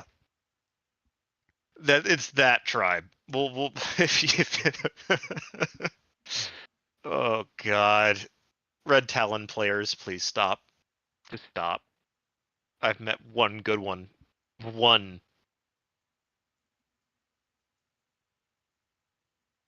Anyway, so they talk about moon cults, which is a thing that they sort of take out of they take the moon cults basically out of Forsaken, which I don't know why you would migrate that over. I guess it sort of synchronizes. I mean, no, it's just that stuff we don't have to write because we cribbed it from somewhere else.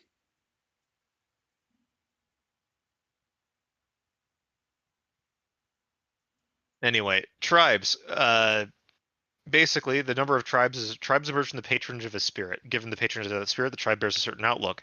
It's a worldview as well as an implicit call to action. Tribal membership confers some degrees of belonging, but all tribes consist of werewolves, which are passionate creatures prone to infighting.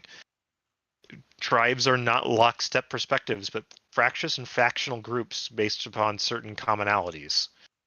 Now, devil's advocate here, changing tribes away from being a just by blood thing is not a bad choice. The problem is you know the source where they took it from. Because that's a very Chronicles of Darkness thing. This is what Forsaken did, and it's one of the better moves that they did, is so that it's no longer, oh, you're a Greek werewolf, you're probably a Black Fury. If you're a female. Oh, if you're an Irish werewolf, oh, bigora, you're a Fianna now, laddie. You know, like. But at the same time, they have stripped out some things. Like, for instance, you no longer have to be a lupus for Red Talon. Which is like, but why? They changed the tribal totems a little bit around too. The ones that are most blatant. Well, I know why they changed it, because that way with the Red Talons, you can tell them kill all humans now, but without being a weirdo, because you don't have to repopulate the clan as a dog. That's why they did it.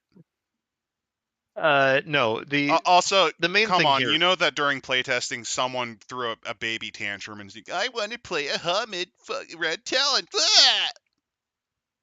Well, I mean, they also allow men to be in the Black Fury. They always did, though. They had to be metis. They were just shat on somewhat. No, but considering there's no metis. And I mean, it wasn't like the Black Furies didn't get along with men all the time. It's that they were very. They'd push them into other tribes. Usually, they'd be like, "Okay, yeah, you go to this tribe. This is the tribe that'll suit you. Like, you know, like this is our thing." You basically had to take the bullying. To just you're gonna get shit on a little bit, but they're not gonna just murder you. Yeah, tribes weren't just blood. Tech kind of hinted, but yeah, he was talking specifically. I think more for Bonars. I was talking mostly the Bonars basically take everyone. That's the whole point. Rat's not picky about what he eats or who he eats with. Everyone can find a place in the Bonars. It's a place where you get like from like the most fallen illustrious bloodlines of the Garou to some mangy git we found in the back of a truck. Like it's the tribe where everyone who can't find a place goes if they don't want to become Ronin, and you don't want to become a Ronin. And also, Black Furies often sent their male counterparts to Children of Gaia as well, because they kind of have a synchronization with it. They had basically a synchronization where they're like, yeah, you can go off and join the Children of Gaia. Like, the Black Furies are very much, well, they're Furies, which are, you know, female in the Greek myth. Also, their patron spirit was Pegasus. It's been changed to Gorgon. It's not a huge change. It makes me actually, it's one of those things where it's like, well, why wasn't Gorgon the original one anyway? Why did they choose Pegasus? So, a thing they mentioned, because this is something that werewolves did do originally, but they're kind of focusing on it a bit more now. After your first change, you're not really the old you no more. And with werewolves, you tended to get your name based on what your deed was, like...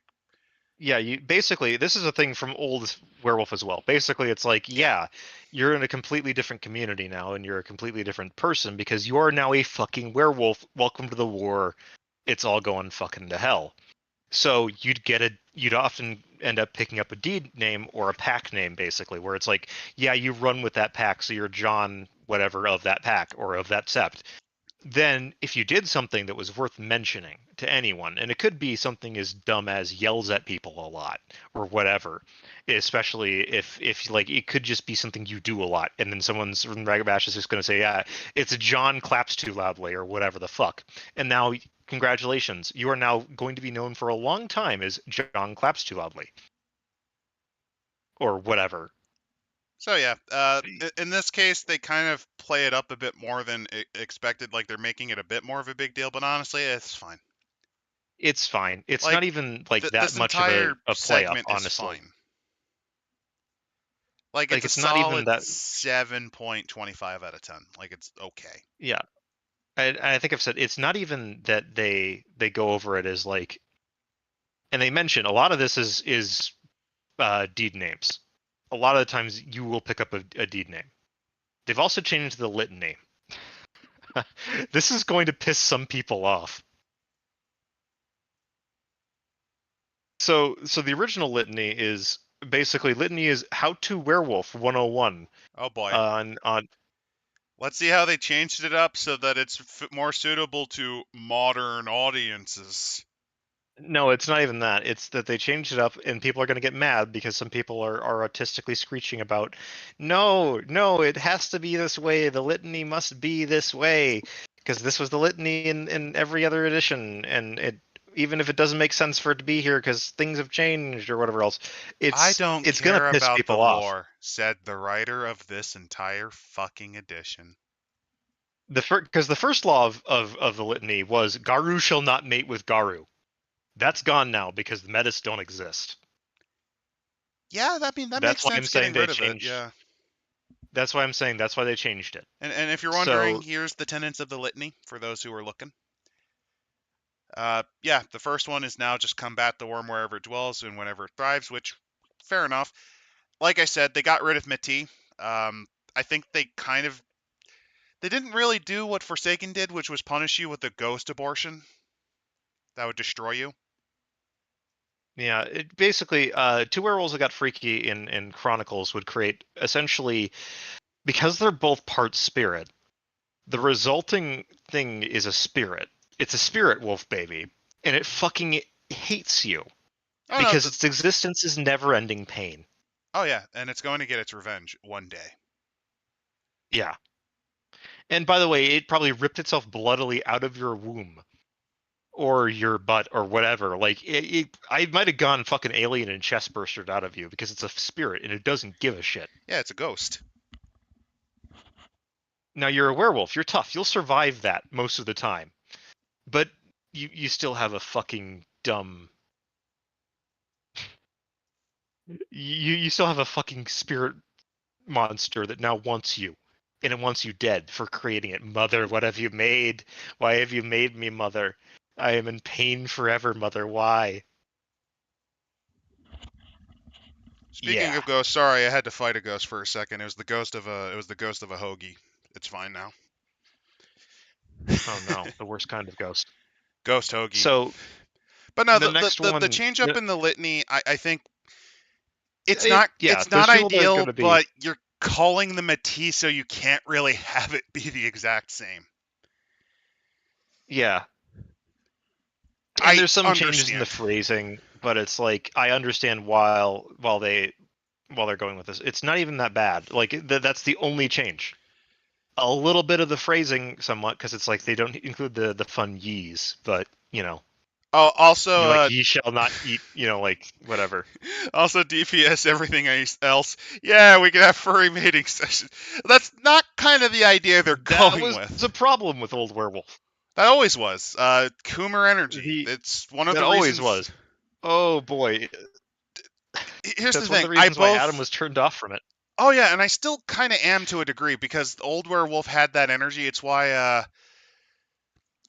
I think it's just because my experience with the player base just was like, oh Jesus. I had the same problem with Warhammer. Fun fact. Fucking furries. No, I had the same problem with Warhammer, not with the furry thing, but if you run into like the worst example of a fan, it will make you not want to touch that shit no matter what. The difference was with Werewolf, it's just kind of baked in, so it's a little harder. And I'll be honest, I'm not the. Whenever a thing gets environmental, it tends to adopt a preachy tone, and that usually kills my interest if it's like a playable thing. Because there's a fine line between critiquing measures that are damaging the environment and going full death cult / so preachy it makes me want to scream, get the fuck away from me, you hippie, and I don't touch it. But no, the concept is they're trying to get they got rid of the material. The whole thing is they're trying to get away from the whole Coomer parties that you would do. Like that's kind of the idea. They're expecting you to be I can't really say normal, but they're expecting you to be a relatively adjusted human person with Yeah. human thoughts, and not show up in your Yeah, fursuit. unfortunately, all this really means is that now there's even more furry sex because there's no consequences. There is no ghost baby. There's no ghost baby. There's no metis who, by having, you have shamed the tribe and all that. Oh, Tech, I came up with the greatest bad idea ever. What? So remember your demon abortion complex? Oh no. The demon ghost factory. Oh no. You're the one who came up with it. Oh no. It's your ghost baby coming back to torment you after ripping its way out of your mouth. Yeah. Oh, Just let's move on from that. Damon mutilated ghost factory. Use their screams to gain power.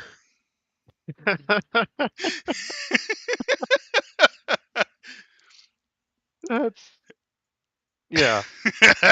Anyway, but no, like this entire. I'll be fair to the book. Like, we're skimming it a bit, but like, I've done serious reading of several pages. There's times where the writing gets a little bit, like, the communication is off and gets preachy. That thing with the Native Americans, but the entire section 1 and section 2, honestly fine. I don't even think it's that much worse than any of the previous editions I've read. Like, it is perfectly serviceable. It is not particularly inspired, perhaps, but it is functional. It looks relatively okay. The art's fine. It gives you all the information you need to actually run the game or to actually understand where you're coming from. Yeah. It's actually, I'm being fair, it's kind of okay. Oh, just you wait. Oh, I know. We're going to get into that. It's just, for the first sixth of the book, we're fine. Yeah. We also get the wonderful pretentious quote that I only remember because it's in front of a rock song. We get rid of the he who makes a beast of himself gets rid of the pain of being a man. Where's I remember that from a song track from, like, I swear it was like NCAA, like 2006 or something. We're on Auspices and Tribes now. Okay. Yeah, here we go. Here's because where part 2 is fine. Part 3 is where things become magical. All right. So one of the things they did was they took auspices, which, if I remember this right, was always a thing in old. This was a thing in old. Okay. Auspices were an important thing in old. It was more about, like, what you got into doing and talking about that. I do think that the Alrune one is really stupid at the end, where it's like, in play, Alrune might expect to fight, attack, destroy, and charge into a fray. Fuck you, worm. Honestly, yeah, that's okay. Like, that's cringe as fuck, but it's a fun. It's cringe. a type of cringe that if you slightly pepper the book with it, it actually kind of helps it. Yeah. I don't know if this Garu is. Tribe. I don't know if this is Stockholm syndrome because we've been here for a couple hours. Oh yeah, actually, let me show the because I like. In this case, I think the art kind of works for the. It sums up 5 different phases. Them here, because the Ragabash is just that weird creepy lady that is a homeless lady that's watching you, which fits a Ragabash. Lady Bad The Touch. Theurge is that creepy Wiccan chick that you know that's really freaky. Yeah. But, you know, like, kind of hot. Then you've got the Philodox, who's, I guess, your professor. You know the professor, the one that taught he's you, the like, professor a couple of things. he's the professor you liked until he started saying something about how the records of the Holocaust were incorrect, and then he starts saying some weird things near the end, and you realize, oh dear fucking god. Yeah. And then you've got the Galliard, who is the professor after getting fired and who has taken the black pill and has gone fully insane. Is that just the Wolfman? I don't think it is. I think it's supposed to be like I don't even know. He's trying. I think they're going for like a comedy performance, but he comes off as like an actor. Well, the problem is, like, when you compare it to the Philodux, it's like a before getting fired for anti-Semitic comments, after getting fired and joining Rumble to talk about how you think they're behind everything. It's the Michael J. Sala career track. If you don't know Michael J. Sala, this is a man who was a professor at a university in Washington, D.C., got into a following about aliens and believing in alien conspiracies to the point where his students were like, "Are you okay, sir? You're talking about this in class now, and we have a completely different thing." Gets fired over it, got really salty, and now runs a site called exopolitics.org, which is worth a laugh because he also got into a fight with another guy over the term exopolitics. Yep. By the way, I love weird alien people. Before the career suicide, after the career suicide. And then we just have this guy. This guy. Wait, that's Drax the fucking Destroyer. What to say? It's Drax the Destroyer from the first Guardians before he became an obnoxious, unfunny asshole. It's Drax. He's not an asshole. I did not like the Guardians 2 movie that much. Like, it was okay. It's just, God, the direction those characters went. Ugh. Anyway, so favor and ban stuff. They talk about the tribes, lycanthropy, like where it comes from, archetypes for each tribe, and trait iteration. But they're kind of talking about like the everyone's kind of unique and individual. And the Black Fury, oh God, this art. Oh yeah. Okay, so I have to show each tribe is a trash fire in their own unique and glorious ways. So before I show you, viewers, unless I actually have, what do you think the Black Furies are going to look like? Because they're not going to be what you expect. Check this shit out. Of course. No, it's Black Fury, so an asshole wearing an Eat the Rich shirt. Yeah, I can see a Black Fury wearing that. Punk with a guitar. This guy that's just like, I don't know why I'm here, man. A second. Let me go, please. So you have... oh, God, I don't know how to explain it. Specimen A. You have Eat the Rich shirt. Yeah. A person who wishes Poison and other glam metal bands were still fucking around.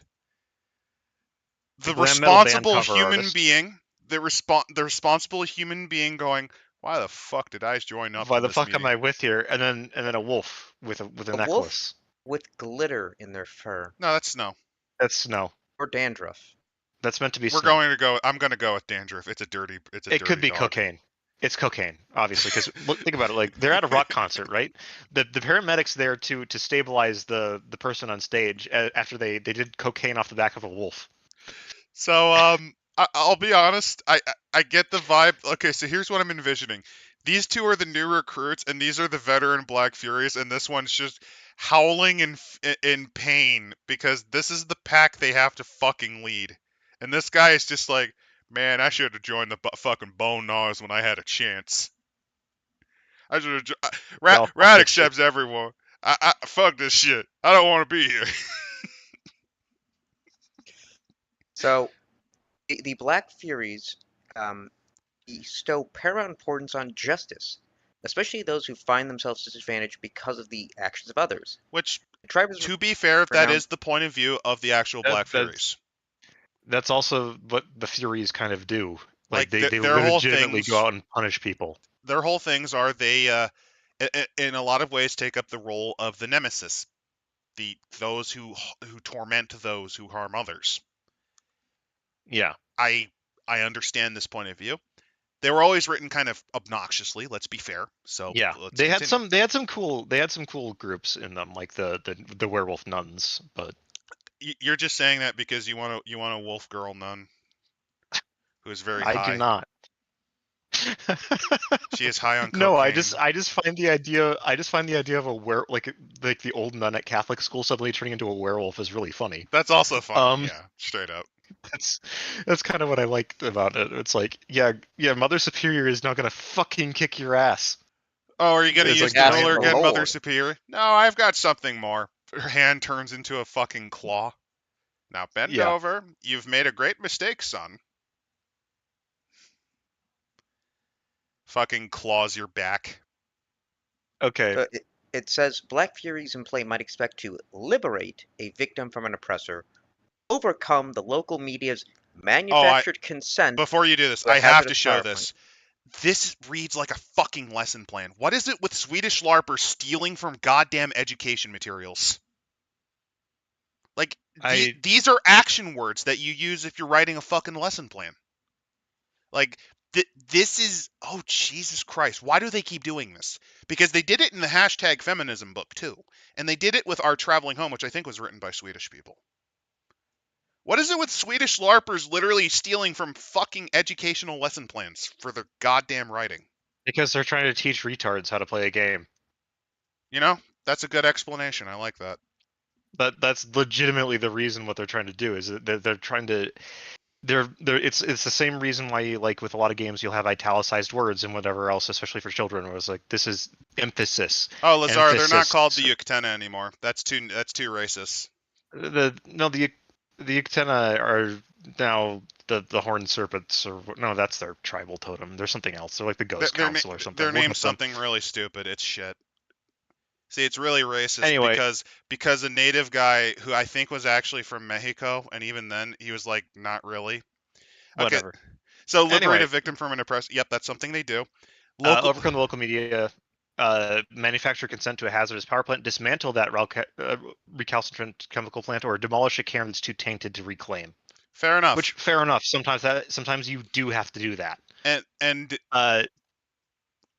yeah, no, like this is fine. And they even mentioned that like the Black Furies, nothing is so despicable as those who are in positions of advantage and use it to harm the less fortunate. It's a point of view that resonates greatly with them in service of Gaia, and thus they are renowned as being some of the most righteous and also self-righteous of werewolves. I'm glad they pointed that out. That is something. So here's something, because I will spoil. I have read a little bit of their tribe books. Their the tribal descriptions.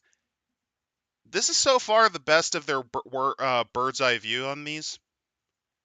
The thing is, they usually get the spirit of the tribe right. They just fuck it up in communicating it in some way. They also say it's they're often the forefront of many meaningful conflicts, whether the high visibility, well-intended causes due to the public, or the well-hidden greenwash backroom deals where someone is leaving in a bag. Yeah. Police brutality, wage public utility scams, landfill overflows, all that sort of shit. That might get them in there. Because these guys are tied, these gals and guys are tied essentially to the spirits of vengeance, partially. Yeah. So, and also for that matter, they want to set things right. Well, if setting things right can mean very different things. And not all of them give a fuck about fair wages, because fair wages can mean too many humans. Numerous Black Furies hold perspectives that might be charitably described as Darwinian. They also then go after, I love this thing where they're like, Black Furies, at their most extreme, Black Furies can become accelerationists, consumed by infinite campaigns of bloody vengeance. Why wait for the crypto farm to waste a small nation's GDP and energy costs when you can wreck the mining operation before a bunch of tech bro chodes can buy new Teslas? Fuck Tesla anyway, since most of their power for green electric cars comes from fossil fuels. And fuck you for doubting. My problem with that is that was a very big take that in a kind of pathetic way. At a modern figure. It was really fucking pathetic. It is pathetic. I understand that's an example of they get the core, but the communication fucking broke down. Which is sad, because this is actually the best written of the tribes I've read, and I've read like 2 or 3 of them. It's not a bad take on the Black Furies. No, it really it's solid. It's actually, I think, somewhat better than the iterations that I... if you're wondering, we did actually cover the Black Fury clan book. We covered their first edition tribe book, which is it's called the Wheel of Woe. It's called the Wheel of Woe. It's the only episode we're ever doing of that pile of fucking nightmares. They had the fun one where it's like, yeah, they're Dionysus worshippers and they're going on a fucking Maenad bit. Well, yeah, they had more book pages to dedicate, so they had some chances of making cool stuff. But no, for like the baseline tribe, this is probably one of the better iterations I've seen. I have to give the book credit for that. Yeah, I do like some of the description of the EMT archetype, which is actually kind of nice. The first in the family to go into college, first aid, first responder, first change. It's been a life of firsts for the EMT, and it probably won't change anytime soon. Both their job and their pack seems to involve a lot of opportunities to help people in harm's way, and that gives them a sense of purpose, but also personal pride that they can be there for someone who needs it. Life is a struggle, and the way that the EMT sees things, they get people back in the fight. It's getting harder and harder to do, with budget cutbacks meaning fewer shifts and cheaper supplies. That's a fight that eventually will need to be had as well. That is another thing I will give this edition, is that, unironically, some of their character concepts are actually creative. Probably because they're LARPers and actually played those characters. And that's not a negative, On because one hand, some of their concepts are cool. Some of these concepts are actually like, really I would good. not have thought Sometimes of an EMT for like, the Black Furies. Like, I wouldn't have. That's a good pick. No, and it's a good pick. It makes some sense. Like, especially with the change in this edition to, their theories, their spirits of vengeance. Like, they're people that are going to where people are hurt and solving issues, which I guess you could do an EMT for that. It's an out there perspective, but it's not the worst one I've seen. Then we get to the Bonars. Well, before we do, from Moon 2650, at least give Pentex an electric vehicle subsidiary with Remark. Oh, they've already forgotten about Pentex. It's all about how fuck the corporate man, dude. They forgot all about that. And one thing to bring up is the favor and ban. So the favor, if you eliminate barriers, punish those that create or maintain them, they can add a die to a pool to oppose or circumvent someone or something in a position of power relative to themselves or something in their care. Now, the ban is if they do not correct an injustice, they may recover only a single willpower at the start of the next session instead of composure or resolve. Actually, that is something I will have to bring up. We have to criticize. Like, their take on bans are shit. Their take on restrictions are a little bit shit. They're very soft, and what it basically, and don't get me wrong, willpower is really cool and all. Like, getting extra is really good, but the problem is the whole thing of bans are you're not really it is supposed to genuinely be something you can't do. To the point where you're punished hard. Can't do that, you're penalized hard for it. Which, and losing only getting one willpower, that's not great, but you can get around that fine. You can work around that. I think it's because it also sometimes this is going to lead to, like, what do you see as an actual injustice? Is this what Gorgon sees as an injustice? That is another. There's a little bit of wiggle room there. That is a little vague. The next one I love, because I love the here's Bonars. the thing. Here's a dumb example just to give the Black Furies an example of how stupid an injustice could be. Something as simple as you don't tell Dave to use the fucking Febreze spray after using the bathroom. That could be an injustice that you get penalized by Gorgon for, because now people have to smell his rank ass farts. That's a horrible example, but still. So anyway, Bonars. Hey, you know how the Bonars big thing is you can't actually keep any resources available? Yeah, the guy in the suit kind of tells you, fuck that, lol. Ever wanted to play a resource? No. Ever want to play a Resource 5 Bonar?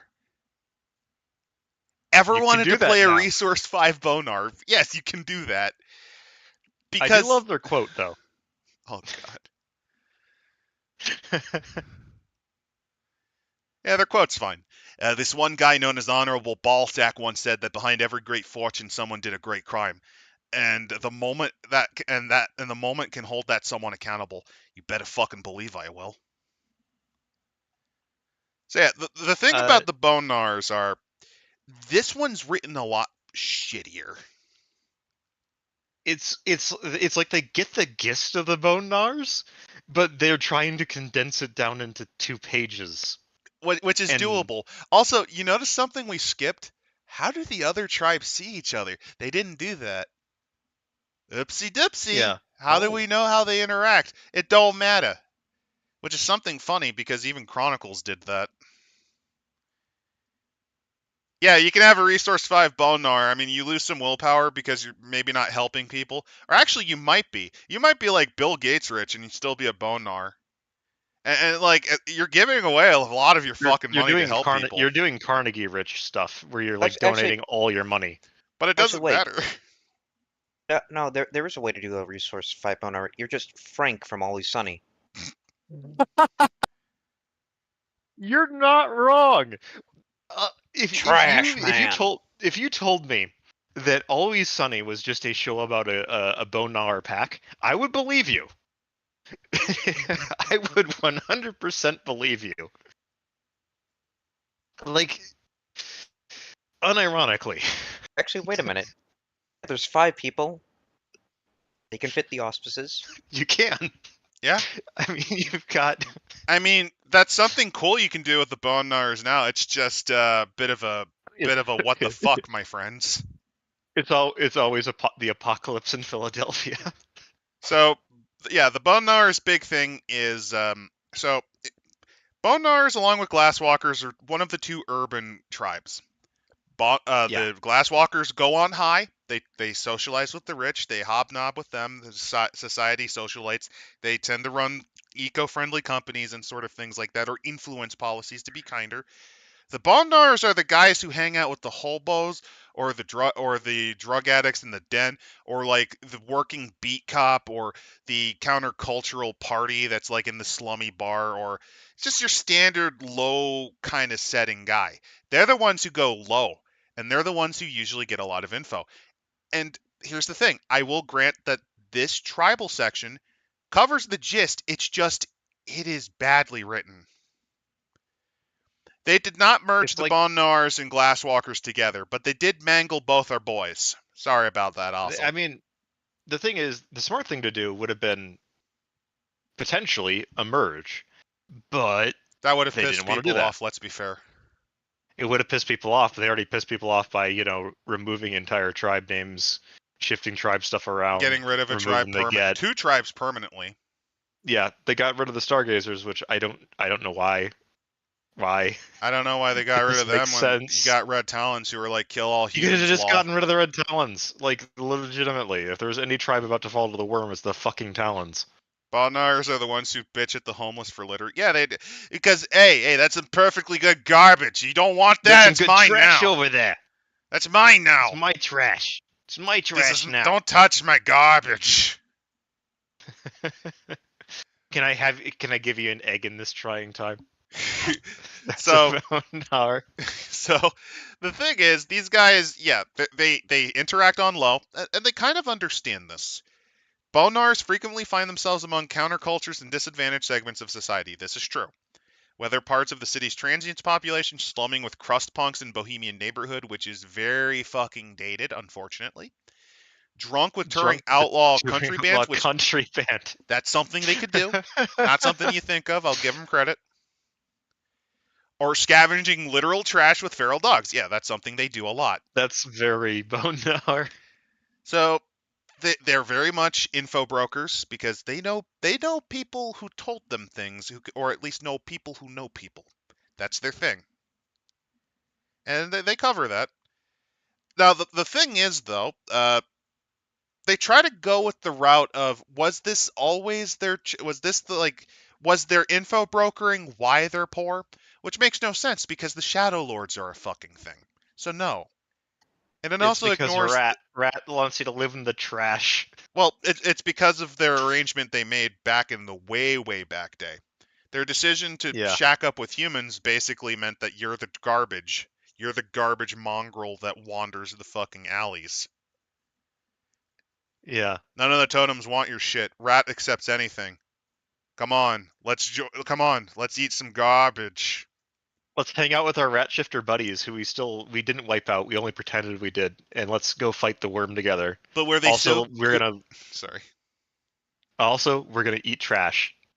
That's the Bonars. Also, there's a Nosferatu down in the sewers, we know, and we have lunch on Fridays with Look, Tim. he smells like decay and entropy, but he knows some very wicked jokes, and he knows a lot of fun dirt He on has those. Cable, all right. He has Cable. That's the He only has reason cable. we leave He him has alive. cable. We watched the crazy guy at 3 a.m. in the morning with the tinfoil hat saying aliens are actually Bigfoots coming to abduct and violate people. It's good shit. Yeah. But yeah, they go into, was it them doing investigation that made them poor? Because when it comes down to it, who's got the goods? The rangy shadows thinking blah blah blah. One of the ironies or tragedies of Bonars, they're really good at what they do, and what they do is critical to the Guru case. Oh, I have to read this part. This is so shit. So okay, what happens? Okay, so the Bonars are your from the low info brokers, as opposed to glasswalkers who hobnob and pull the James Bond socialite thing. What happens if a tribe leader, or like a head of a cairn, just pisses them off, and doesn't apologize? What are the sorts of things you'd expect a Bonar to do? It's you're about to put have a bunch of trash on them? trash. You're about to have a bunch of trash thrown at you. That's one thing. Another thing is, You're about to have your car rust out from under you. You're about to have a lot of shit in your life go bad. so some examples that I would think of include they talk to the local sanitation union saying that no one lives at that house anymore. So you don't get your garbage collected. That's an example. Another one could be, since they know the roadwork guys, since they're not paid that great to sit out there, maybe they just convince them to work on that pothole. You know, the one that you have to drive past every day. Or maybe they find out about the connections you have with the gangs or some shit. They'll out info and that sort. What do you think the writers, because of their experience, wrote about? Mean words on Twitter. Or, Yes. sorry, on X. So this is what they do.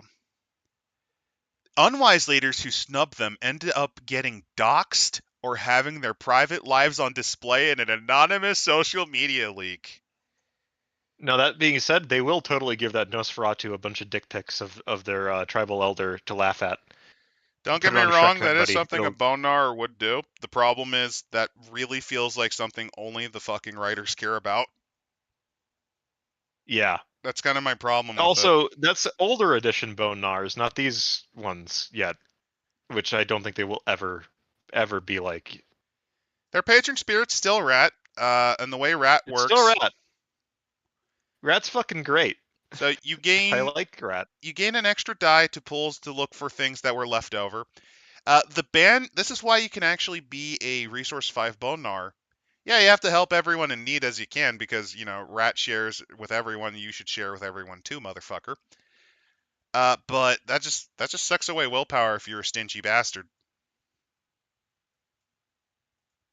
And as for the archetypes, they're okay. The biggest problem is they have a zine raconteur, when in reality it should be a beat journalist for like a local thing. Or like we're talking broadsheet. We're talking like war journal correspondent for Vice or something like that. Yeah. Sound tech is an interesting one where it's like you want to be a roadie. That's a decent job, I guess, for a That's Bonar. a good pick for the Bonar. The friend of ours That's is more of a fantastic glasswalker, as a though. Bonar. It does fit the glasswalkers better. Everyone owns the friend of ours favors, and that's because the friend of ours is always eager to do favors for a friend. Sometimes the favors the friend of ours asks require a little looking the other way, but that's no big deal. It's how things have been in the neighborhood since anyone can remember. It's not like friend of ours is actually asking someone to do anything that's actually illegal, probably. No one really minds, since he throws the street festival every June, and only people who get hurt there have it coming anyway. So my problem with that is that's much more of a glasswalker's stereotype. Yeah. And last but not least, Because the gig wheelman. That's a weird way to say Uber driver. I'm a taxi driver. That's a weird way to say Lyft. Oh, and here's everyone's favorite tribe to hate. Look children at these. Of Gaia. Look at these creaturas. Look at these Homeless traced man, fucking images. Coal miner. Homeless man, coal miner. I don't know. And vampire. in Vampire Wolf. No, you got old Chinese wuxia master in Big Trouble in Little China. I think he's based on Lo Pan, actually. What the fuck? A traced image of an actual coal miner. I know that because I've seen this fucking posture. That is a traced image. Cool, very cool. It's okay though, since the guy they traced was white, so it's okay. It's okay. Lady housekeeper maybe, or murder scene investigator, and teleporting doggo. Yeah, that's the thing, Lazar. The friend of ours is literally a wise guy. And that's something that, by the way, when we get to the Glasswalkers, they fucking forgot about. They forgot that the Glasswalkers were really tied to the Mafia. Mind you, that was a thing that really only came out in the Tribe books. Yeah, but... Oh, come on. You're writing It's for lore. this shit? Yeah. Well, remember, the writer doesn't It's Why care would about we care lore. about lore? It's also initial. It's lore that even in the... But even in 20th, they don't put in their little write-up in their core book. There could be a Mafia example, but it would be more like just your standard street punk. Yeah, because the scale of this is way brought Yeah, down. like a good example of the friend of ours would be like a gang cartel, like a cartel or gang lieutenant or something. And anyway, Children of Gaia, they are... Yeah, Jim, they They're characters still look the like children shit. of fucking... They're If still you the were fucking saying Children of Gaia. There's really nothing interesting about them. ESP was saying that he thinks the guy in the middle is a cyborg, actually. Was a I can see it. cyborg? Probably. Oh, they are. I can tell from the leg tracing and the arm tracing. What the fuck? Good catch, DPS. I did not see that. Also, their patron spirit for Children of Gaia is Unicorn. They can't lie. So I'm not the most familiar with Children of Gaia because, well, fuck them, to be honest. We haven't covered their book, but also just kind of fuck them. Yeah. Yeah. The Children of Gaia can be well done in all this. The main problem is the Children of Gaia tribe books are universally not very good. Isn't it literally The Penis is Evil, the book? Partly, but also that they're just kind of like, we don't want to fight everyone all the time. And it's like, you're a fucking werewolf. Being a pacifist werewolf is something that they say should and could be done. Which is... This actually, you're reminding me of my very interesting hard mode concept. Get a Fenris Mennonite preacher. See, that's the thing. You could do that, sort of. The concept the problem being is the Children of Gaia... spiritual strength. That's what he emphasizes. Yeah. I do say I do like and the value of hard work. I do like the description of the miner. Oh yeah. Again, why would a miner be someone who works in an exploitative industry be a child of Gaia? Yeah. But instead it says by delving into Gaia's wounds and expatriating the worm's foulness within. So it's more that the job is there to be able to find. That's actually a cool concept. I like that. That is actually a decent concept. That's the cursed thing. No, that's the thing I have to point out. In Werewolf 5th Edition, they come up with some pretty cool concepts, at least for characters. It's everything else they kind of drop the ball with. Well, not everything, but a good chunk of things.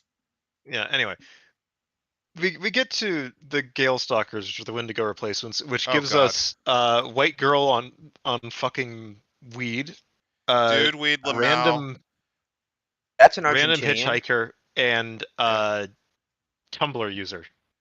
Okay, so your average, this one's your average person claiming to be native when they're actually like 99.8% white. The son of Sam Killer, no, the Zodiac Killer. Dude, weed Lamau. And the most stereotypical Gonchero, the most stereotypical, oh god, what are they called? Gaucho. The most stereotypical. It's literally what they call ever. the example, the gaucho. Which I want to remind people, that's a word for an Argentinian person that's kind of like a cowboy that lives in the rural areas. Oh, also, by the way, Gale Stalkers are, by the way, supposed to be Native American. Well, no, it's even stupider than that, ImpCit. They're supposed to be specifically Algonquin. Algonquin and their related tribals. Originally, yes. They're supposed to that was represent the your Wendigo. northern Native American tribes, ranging from Algonquin to Iroquoian to possibly some of the Pacific Territory ones. Basically, anything north of the mound builder culture. That's their thing. That's their purview. On top of that, this is kind of funny because remember, these clowns actually did do a similar thing. Remember when they showed off that Maori and they got in trouble because that was an actual activist they fucking traced? Yeah. Same energy. Yeah, gauchos Now- are Argentinian cowboys. I just couldn't quite remember the name. Yeah, it's literally the name of that example character I didn't read where they that mention one, the though. mountain. And funny thing, originally Gaucho kind of had more of a connotation of savage. Well, yeah, barbarian, because like, you're boonies. from the wilds, Yeah, you're boonie. which ironic considering how concerned they were about using native terms. They technically have used a term that implies someone is savage. Well, Oh, yeah, remember, the Gale Stalkers were the Wendigo, and the efforts of changing the name was due to the multi-week complaining bitch fit of a single sensitivity reader who pretended to be Native American or was from a different tribe than the actual Algonquin and Cree people. Keep And that I in was mind. he wanted to change the name to Winter's Teeth, He wanted which is, to I do would say, a that. much better name It was an if you improvement. have to pick. It was an improvement. Also, fun fact: the Werewolf 5th edition wanted to essentially merge the Wendigo and the Uktena into one group. They actually wanted to kill the Uktena, if I remember correctly. Well, No, the it was to kill Uktena, both. honestly, kill Oh yeah, both. they wanted to get rid of both. That's one of the weirder fucking things. honestly, the thing with the Uktena is that they've always been dancing on the edge of getting themselves fucked up because of how they deal with spirits. But The way that's they're kind of a handling different this is thing. dog shit, though. Yeah, but that's the thing. This is the Wendigo, and we're not at the Uktena yet. They're, I think, up next. In any case, Northwind is the patron spirit of the Gale Stalkers, which isn't too different from Wendigo's original patron spirit, which was the Great Wendigo, which, original. Well, they wanted to rename it because, again, it's a cultural No, if you actually knew Wendigo's a goddamn thing about the tribe. Wendigo's the tribal spirit is literally this cannibal spirit of winter, which, okay, Northwind is, I guess, a replacement, but the other prominent spirits for Wendigo were like You know what Mosquito I would have renamed it, actually? Wolverine. No, here's what I would have They renamed should have it. done Wolverine. Okay. Yeah. Okay. I was just going to say, do you really want to know what they should have named it? The Great Owl. You want to know why? That's where the root word for Wendigo fucking came from. Oh. It was based Okay. on the sound that owls made. Okay. So that we don't spend like 5 hours on this book, let's get through to the Ghost Council and. Yeah, because again, the running gag of them are they kind of get the core, like the Gale Stalkers, aka Wendigo. They're very much the hunting group. They're the ones that basically track and murder the opponents. They're the to get die. replacement in many ways. Yeah, they're the get replacement. They're being used as that. Which, fair, the Wendigo and the get Oh. were rather similar. Oh dear baby Jesus, no! Oh, are you looking at the Ghost Council? Ay Dios mío, look at this. Look at the art. Oh. The four characters are described as Chick Oh. cosplaying as the first victim from True Detective. Somebody trying to play female No. EOD, I guess? No, Solid Snake. A monk. Yeah. And that looks like a Cossack. Yeah, Cossack. It's like a Siberian person, I think. But it doesn't work right because they fucked it up. Yeah. None of these scream Native American to me. Not at all. Well, they're not meant to be. That's the thing. They changed the tribes so that they're not linked to an ethnicity anymore. Because that could be way... Which I don't blame them.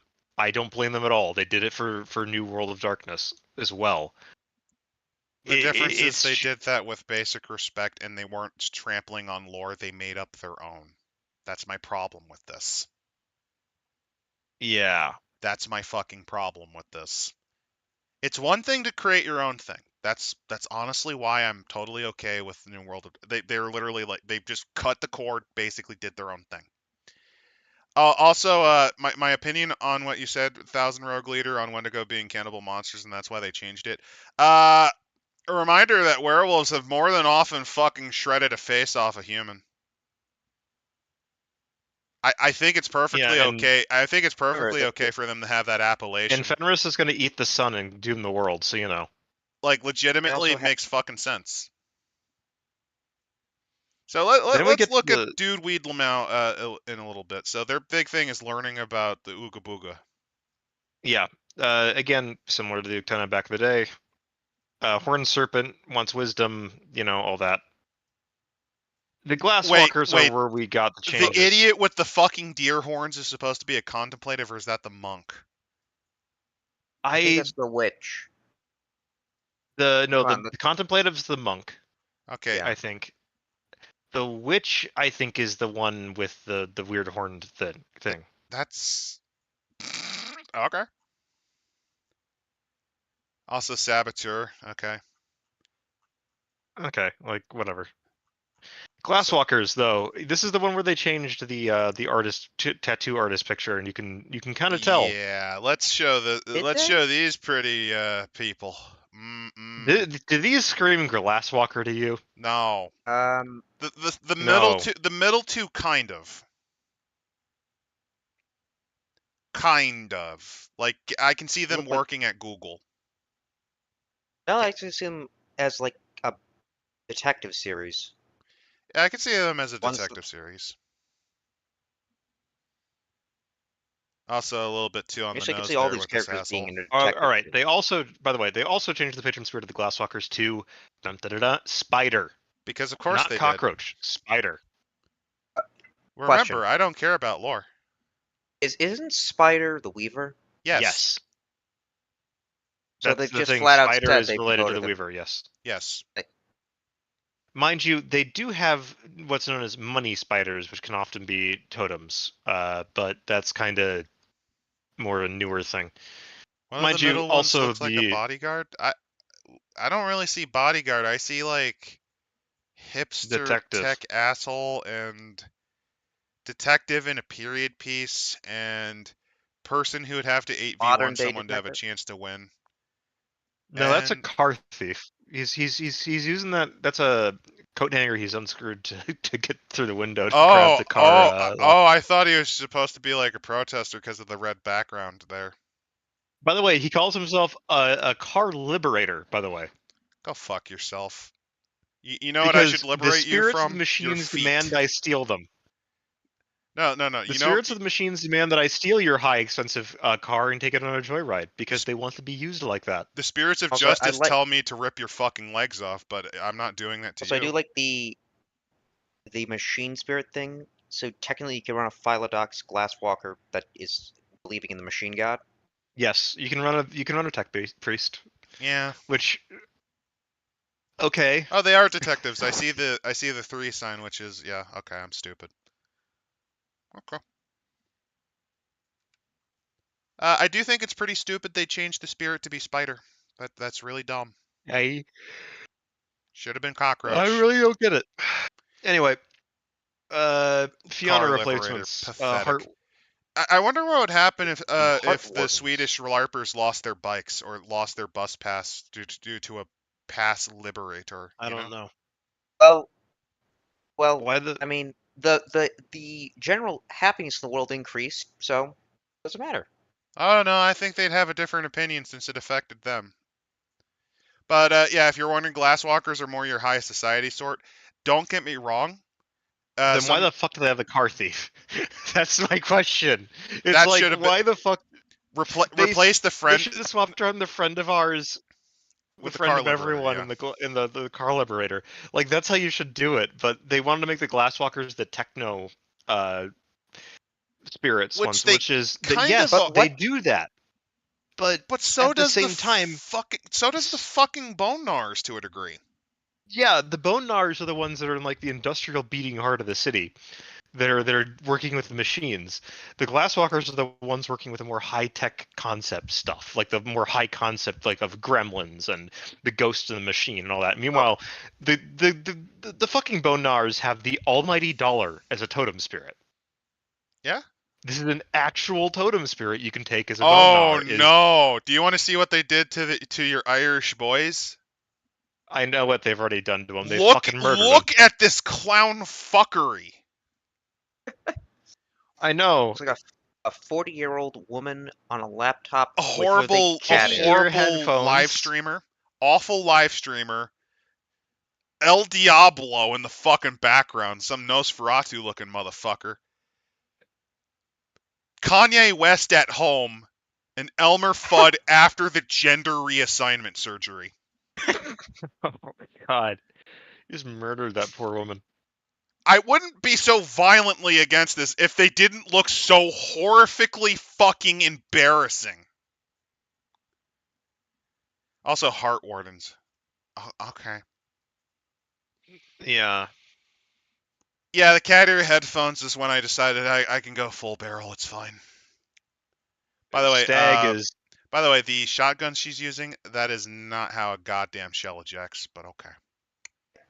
You can tell they've Barrel, never but touched is a gun.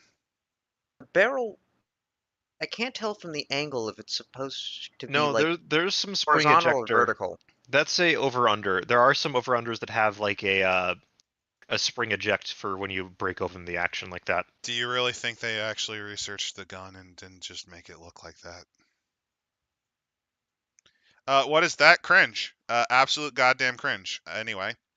So, they're the keepers and stewards of nature. Like every other werewolf. Yeah, and there's nothing really different about them at all, even though the Heart Wardens were one of the warrior peoples, if I remember. The Fianna were one of the warrior folk. They were one of the clans that focused a lot on the fight has to actually happen, guys. They like to fight, but they also like to feast and fuck. They were the party boys who threw fucking fists. Yeah. They fucked. The ultimate they Irish. massacred our boys. Look at this shit. Look at this shit. Do you want to know what the cat character is supposed to be? Digital cairn builder. Yeah, digital cairn strategist. Fucking serious? Oh. By the way, the description for this is fucking awful. Oh no, the entire Heart Warden sections is garbage. This is actual poo. To give you an idea, the only other one that was kind of damaged this badly, I'd have to say goes to Bonars. Even then, they understood the core of the fucking tribe. This one, nope. They fucked it up on every level humanly possible. Wait till we get to the Red Talons. Yep. Oh, my least favorite one. Because you'll find a surprising reduction in the number of wolves. Anyway, so digital cairn strat, literally fucking Raid Shadow Legends the cairn. I know. Think of it like a game. Hold on. Think of it like a game. You've got to put things in the right place. Mind the resource economy. Traps around the boundaries to keep the creeps from slinking in. Stay on good terms with the spirits. Give them somewhere pleasant to go. They move back your fog of war. The pack, now that's your heroes. That's who you want out there when the push comes in. Because it's going to come in and knock down the channel you think. Stay alert. Stay healthy. You don't want it's anyone a MOBA. on cooldown when you need them shredding fools in the front lines. Yes, they're playing a fucking MOBA. A terrible MOBA. This is a Karen's Karen. It's like a bootleg version of League of Legends. How embarrassing! I will say awful. that it's a god awful character concept. Whoever wrote that should honestly never touch writing a character again, or never fucking make something like that again. You can write, maybe you wrote other characters, but that is the worst fucking thing you've ever made. No offense. That is the worst fucking thing you've ever made. Just please stop writing, please. Now, to be fair, the Heart Warden section is dog shit. This is awful. Trash. Garbage. But I will say this. Werewolf traditions are oral, and well, not necessarily my cuppa, since he looks like Kanye West at Home, the dollar store version. The concept Yeah. of having your story, your oral tradition specialist be an MC rapper, I like it. That's actually I do like it, surprisingly yeah. well done. That is the only reason I am rating this section above a 3. I'm gonna rate it a solid barely 4 out of 10. It's still So garbage. the Griffin, and Griffin Red Talons, their totem is Griffin. We all know about Griffin. He's an Right. asshole. Um, The major thing about these guys is that there's now hominid Red Talons, which is By the way, these are the things that should have been these are the tribes you should have gotten rid of. the problem with the Red Talons, and this is something that anyone who has worked with like the run up of the Red Talons, and if you have any idea of this setting, the Red Talons' biggest fucking issue Kill all humans. is kill all humans. They want to bring back the Impergium. They want to bring back all that shit because they're salty as fuck. Unironically, what they did with the Get makes a fuckload more sense if you had the Red Talons do it. Where the Red Talons are like, yeah, we just need to kill all the humans. All the problems will be solved. This is, by the way, their moderate take, which is considered scornful by traditionalists, is we need to cull, like a New World Order, most of humanity. We don't have to kill all of humanity, just those that come This onto is our seen territory. as liberal, by the way, in their tribe. This is seen as liberal. The real liberals are the ones who are like, we don't really need to kill humanity at all. We only need to kill some of the humans. The ones that are actually threatening us. And it's Yeah. like, this is the radical perspective, by the way. They're seen as those This who is submit. considered the whelps compromise. Yeah, they're considered the submissive ones, which is just like, okay. And this is a and tribe these with stupid zero chill. motherfuckers. These stupid And here's the problem. motherfuckers. the problem with that is, well, now they're humans. Really Exactly. By the way, fun fact: the Red Talons originally, if you were a Hamid born because like of an accident, you were put to death or forced to join another tribe, you were rejected completely. They don't actually even mate with hominids. It's only lupus. It is only lupus. No, like in this case, they're really drunk. Like a freak accident happens. Yeah, they Actually, would kill you. It Yeah. does make a question. If two lupus-born werewolves are in homid form and mate, does it come out as... Yes. What does I it come don't out? want to know. Yes, and fuck you for asking that question. Like, why are you asking that? You're putting in more thought Don't make me the talk demon about- abortion machine. Don't Okay, don't like make that's me demon talk about abortion that. machine style of thinking. It's late at night. It just came to me. Just like the Red Talons, the creators came in them. God, kill me. Oh, That doesn't even work. I know. It's late. I It's hate late. this. I'm just gonna give you that excuse. It's late and fuck Well, the now- Red Talons. let's move Not on to the literally. Shadow Lord. Oh no in no no. which- Let's let's move on to the Shadow Lords. In which we have a former Pakistani prime minister, a I don't know, a hitchhiker from unspecified Asian country. Dave, and then a thought. I would say Matrix cosplayer. I prefer thought. I think that's supposed to be hacktivist. No, that's not the hacktivist. That's the assassin. Oh, here's actually the thing: is the Pakistani prime minister is supposed to be a boyar. That's fun. What? They're supposed to be an oligarch. I kind of got distracted. So the They're archetypes supposed to be an Eastern European oligarch, basically a boyar. Should have take the medals off. Now, the thing about the Shadow Lords is that the Shadow Lords are often schemers. They're the backup guys. Here's what They're they the ones look that are like, by the way. usually, every Silver Talon every Silver Fang has a a Shadow Lord waiting around, backing up and making sure that things actually get done. They're the kind of the tribe of we get shit done. And yes, these and also have a goddamn plan for once, people. Come on. We're werewolves. We're not stupid.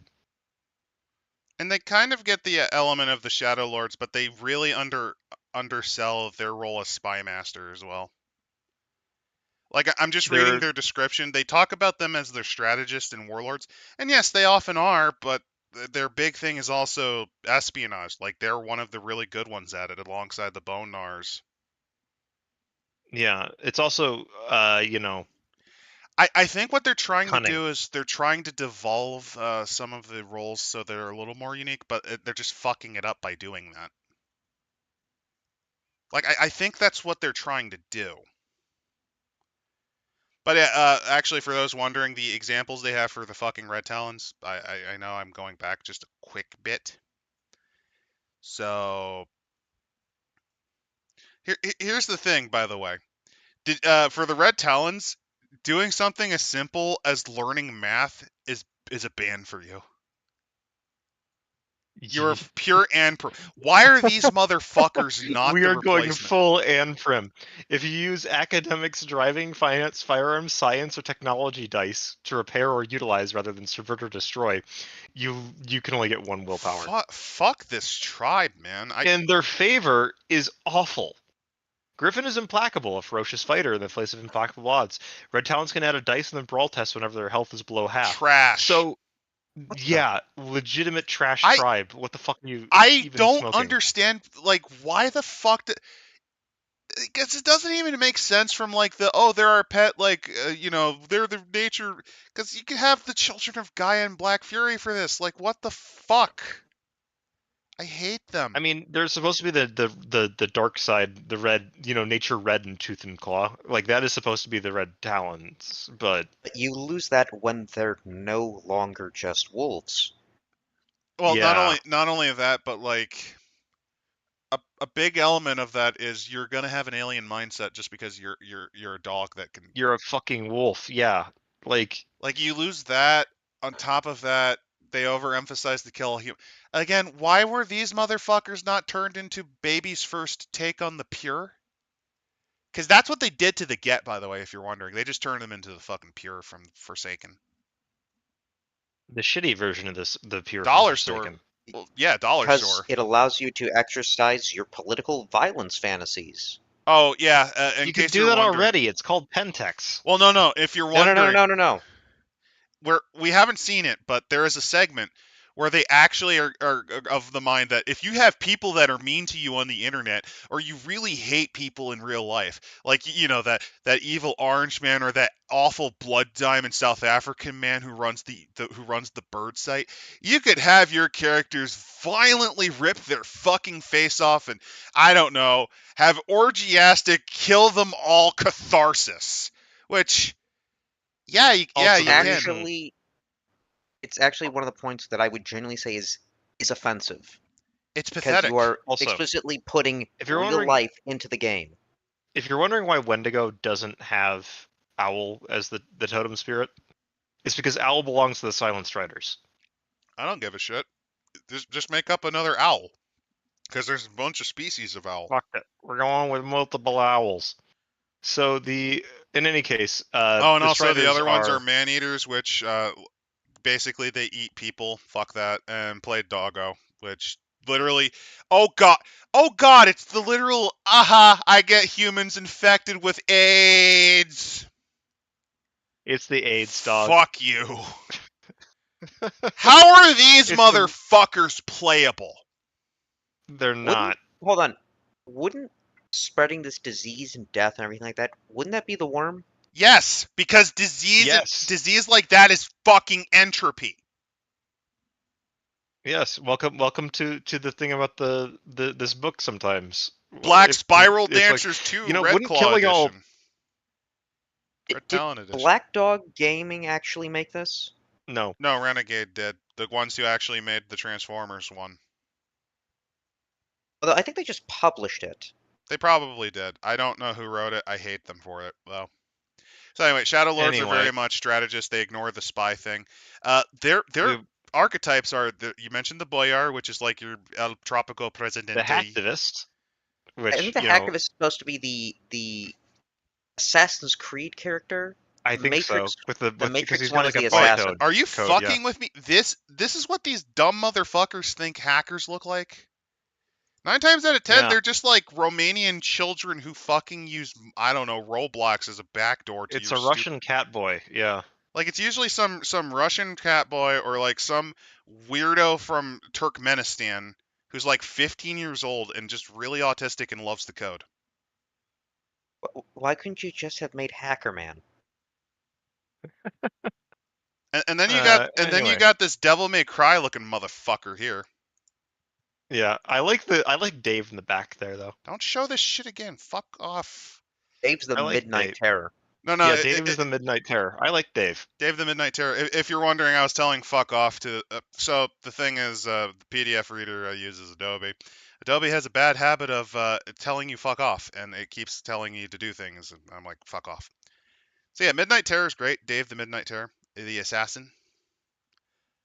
Oh dear baby Jesus, no. The Silent Strike. I hate every one of these. I hate every one of these. Backpacker. You have sexual. Rich. No, you have sexual tourist who's wanted in 5 different countries for the crimes he did. Rich asshole Muslim convert influencer who fucking blew their money on garbage. And then moved to Romania and got involved in child sex trafficking. Nation of Islam looking motherfucker, or like Nation of Islam. No, Matthew C. Like crazy black supremacist who's complaining that the aliens did not shrink his dick. Like the aliens totally shrunk his dick. I don't know. I look at him and I think of the guy that was streaming BitConnect. That might be it too. Like he just kind of gives me the vibe of like crappy politician. No, I got it. He reminds me of, you know, that loser Japanese politician who had an emotional breakdown because he blew all his money on like a bathhouse and shit and corruption. No. There's this Japanese politician. He's a big meme in Japan. Same energy. He is a politician in the midst of a corruption scandal who has broken down on national fucking television. National TV. Also, yeah, the hacker totally should have had the cat ears. Like, honestly, that would have been perfect. Quality. And last but not least, the leader of a white supremacist hate group that is totally pretending to be equality and is just an organization to help insert community here. Like the fake support organization that's like white supremacist based. The Patriotic Brotherhood Union. Yeah. Yeah. I hate every one of their designs. That's actually a long-haul designs. trucker. Oh yeah, long-haul trucker who secretly hides meth in his jacket. The man that you were talking about, Nation of Islam, apparently revivalist. So I was right? The next one is Ambassador. Oh my god, I was almost completely right. And then the last one is Kinseeker. We're trying to look and find packs and werewolves that don't know that they're werewolves yet. But yes. So also, I don't know the Silent Striders too good. What was their stuff? To give you an idea, their shtick is that they travel the world before the dark times. That is literally what they do. They're nomadic mostly. They'll move from place to place, bring news from Garu Nation to Garu Nation, which is important. Okay. And usually they don't form pack tribes. Packs of just like their tribe. They'll often just join in with another one to learn what's going on and talk to other people and know what's happening and find things and investigate mysteries and all that. Like that's why Owl is their tribal totem, because travel by night, smart hunter, all that. Honestly, I think they should have had a different totem that actually is a long flight bird. Probably, but Come on, don't you want the goose totem, which represents? I think that you could make goose as a. I would not be surprised if there is a Silent Strider pack that has a goose as their totem. What about the stork? American Stork could also be prostitute. good. Stork is good. Albatross is a good one. Yeah. Then up next is we stole art from a random thing and put a Letterman jacket on him. But if you're wondering, Right. yeah, they get the Silent Striders basically. It's okay. I just their design. Oh, They get the gist of it. I have to Oh. show you this. Okay, so this The is Silver bad Fangs, art for yeah. the So Silver Fangs. so This is a trace of Al Bundy. Yeah. so This is a trace of Al Bundy. They just added a head to him. So the silver things are four things. Russian veteran of the ongoing conflict. Terrible yeah. This is a poor Um, conscriptiviki being told, "You're going to die in Bakhmut" by his commanding officer. Al Bundy. Al Anorexic Bundy. No. Al Bundy still regretting that he didn't make it big in high school, like even now. Anorexic chick. Anorexic fit lifestyle advice blogger. And I don't even party fucking know. girl is pretending to be rich. No, that I know who that is. That's Tawna from HR after she let her pants down and she's about to go partying. That's Tawna from HR, including the long fucking nails that you can't type on a phone or a computer with. Oh yeah, those nails. It's those super long acrylic nails. It's the HR lady that has those long fucking nails. This is her after work and basically going, all right, now time to party or to show off my stuff on Instagram. Which hey, I don't give a shit. It's just those nails remind me of those people who can't fucking type. Aren't silver fangs supposed to be aristocrats? Yes. Yes. Yes, they are. They're supposed to be, but you have Also Al Bundy Russian. and Conscriptiviki realizing he's about to be exploded in Bakhmut. He is about to join the Mobic Cube. He is about to get blown up 1,000 feet into the air by a random manpad hit from a babushka. Yeah, these are supposed to be the aristocrats, and only one of them kind of fits the bill. I'm gonna be real with you. Which is the Al Bundy guy. Yeah. He's supposed to be the Glory Days QB. Yeah. Cine at 4th and 9, 5 points behind. Dug deep, rallied the Trojans. Perfect They spiral. literally stole the. And winner never quits and a quitter never wins. And if he gets hurt, just rub a little dirt on it and get back in the game. They've literally traced they even stole his fucking backstory. To be fair, the idea of a peaked in high school werewolf QB that's just still talking in sports metaphors as he's fighting the worm is fucking great. But is that truly a joke character? But is that truly a character of the Silver Fangs, or would that be for another fucking werewolf tribe? I could see a Silver Fang being like that, a really pathetic one. Oh, and the anorexic chick, she's supposed to be the noble in exile.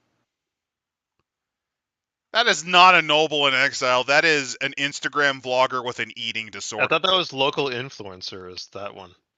No, because Hetman is obviously the guy with the fucking AK. When it's not time to lead the charge, though, the noble in exile can be found in the bottom of a bottle, passed out on a brothel bed, having forgotten to eat for the past 3 days. No.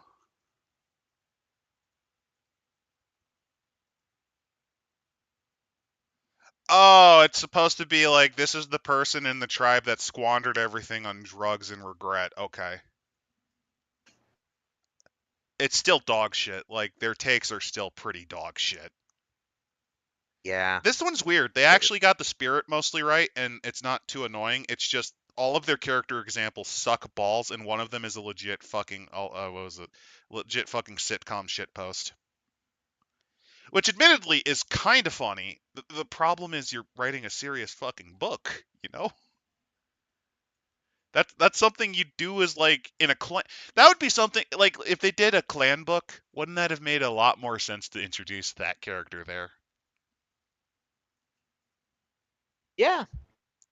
I don't hate the concept's funny. It's just you're writing a main book. You're writing a mainline book. Also, you could have the QB guy be the point of view character. Oh yeah, so we're at the character creation. Do you want us to go quickly how the changes worked in this one? I mean, I don't know if there is actually that many changes. It says for character creation, choose concept, auspice, tribe, uh, allocate your attributes, take one attribute at 4, 3 at 3, 4 at 2, 1 at 1. Stamina, willpower, allocate the skills, choose 3 gifts, 1 native, 1 auspice, 1 tribe. They've added touchstones, So, but so they ripped out more from Chronicles. Yep. Of course they did. Of course there's they honestly, I would goddamn say did. not that many changes. Well, yeah, it's a storyteller system book. It's So really, the changes you're gonna see is in the oh god, I forget the name of the werewolf powers. That's gonna be The where you see gifts, the change. Yeah, you're gonna see the changes in the gifts.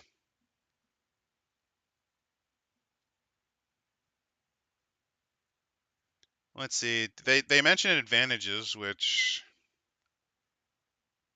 they go in, advantages, disadvantages, same system. mhm. They go over merits and stuff. Blah blah blah. Basically, this section is probably the most okay in terms of just it's just straight up everything. Yeah, it's gonna be the gifts. So let's very quickly try to figure out where the hell that stuff starts. Ah, here we go. Gifts Um, and rights. I found it. It's on page, for those of you at home, it's at page 110 or 108, depending on how you interpret it. It's right past touchstones, which, by the way, yeah, they just all right. legitimately stole from Chronicles, which I think is really stupid. By the way, if you're wondering why you're not really seeing a lot of Chronicle stuff, well, first off, it's because Onyx Path kind of legitimately fucked themselves repeatedly by essentially cocking up the writing process for their books. A lot of incompetent management there. But a lot of it's also Paradox just kind of quashing it until they can get their actual World of Darkness stuff going. That's the thing. They want it to actually succeed, but they don't want the Chronicles to overwhelm World because they're using World to advertise for Bloodlines too. Which means all this stuff probably will be in Bloodlines too. Well, maybe not the werewolf stuff, but Vampire 5th partially, and also expect a lot of the stuff from the MMO to like slowly ooze its way in there too. So experience points, wording that relationship map. Oh yeah, they also suggest having a relationship map, which which is not a terrible idea. it's not a terrible idea. It's something that wasn't in previous books. I know for a fact I think cribbed it from stuff like Monster Hearts, which also encouraged that. No, there was for GM advice. That was actually a big thing in. All right. So in this case, yeah, they're just importing it from there. Errors and descriptions, and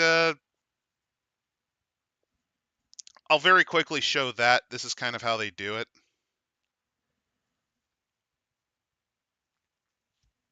This is an example of a relationship map.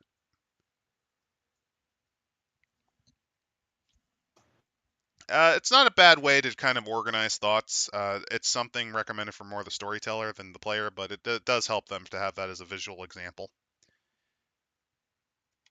So the gifts are later actually. They're Oh, in what the fuck, chapter really? 6. Okay. Yeah. I think that might be an error in the formatting then.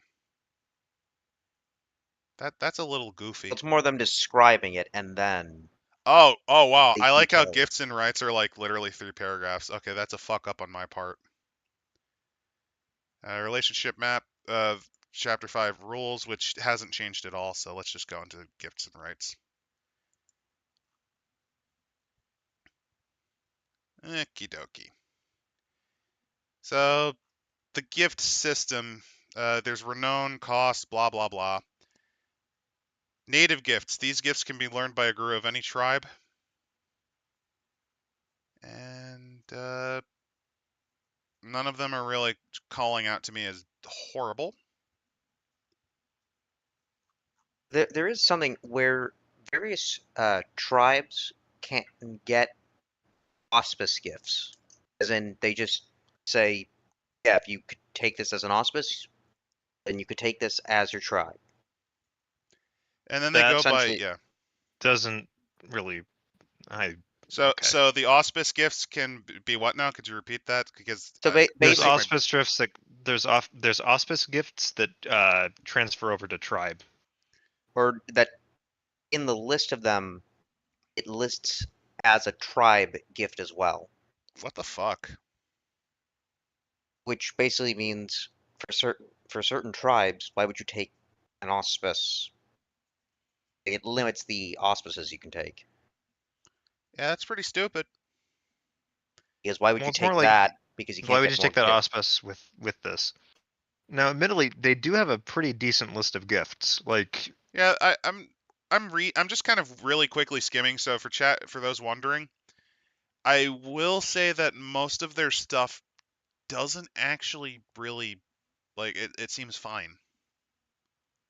we're not gonna dig into the nitty gritty of doing the math here on stream because it's Yeah, like, because to give you an idea, none of us are remotely drunk and or sober enough to do that. Like none of us are remotely like we're not really in the mood to like. This isn't like the BattleTech mech night we did on the fly. None of us have got the brain power and calculation ability to do that. yeah. They also go after all that Uh, shit into oh, I found something. talismans and what? Thieving Talons of the Magpie. Talons the Magpie. Allows you to steal supernatural gifts from others temporarily. That's actually kind of neat. I don't hate it. It just kind of reminds me a bit of why I hated Blood Alchemy from the oh god, what was it? Clan Thin Blood. I hated Thin Blood Alchemy so much. If you're wondering, that's I think our Ragabash ability or something like that. I don't remember. Where are they? Oh, it's also you have to have Renown 8 to get it, so fair enough. Yeah, that's a higher level thing. That's like a Shadow Lord's like, haha, I stole your power. Yeah, Get that's fair. fucked. Like nothing in here in particular is for me Standing at out the as moment. It's like it's fine. Like there might be garbage in here, but they give you a shitload of gifts and Honestly, if we want to get to garbage itself, we'd literally just go to the allies and antagonists section. yeah, let's just go. Let's just finish it off with garbage because I will grant Werewolf 5th this. This might be the best of the 5th edition books they've made. I mean, their opening storyteller advice stuff, while generic, is legitimately like, oh, okay, you want to actually like design a story? I'll be fair, I'm damning it with faint praise because Vampire 5th was a complete fucking trash fire, and Mage had a lot of issues with its fluff. Not Mage, Hunter. I had a brain fart. Don't worry. Don't worry. Just like the writer, I don't care about lore. I never said that in real life. Okay, so let's take a look at the allies and antagonists because this is where we're going to get some garbage. Page 239. Admittedly, there is a section on the Umbra, but it's not that bad. So before the allies and antagonist section, there's a nice picture of a black spiral dancer. So the antagonists they give as example are spirits because spiritual entities are some things that you have to occasionally beat up. And they also mention for more, which means they might be possessed by Banes. Fomori. Yep. Yeah. Banes. No, they People possessed by said Bane for spirits. more. They keep calling them for more rather than for Morii. For Mori. They keep spelling it wrong, or I guess it's supposed to be a singular. Just weird. Spirit lens, general characteristics, spirits vary in power, blah blah blah. Yeah, spirits are a thing. Banes are the worm tainted ones. Yep. Okay, here's something I will admit in the allies and antagonists. Why the fuck did they keep referencing Banes when talking about spirits and then immediately talk about Banes?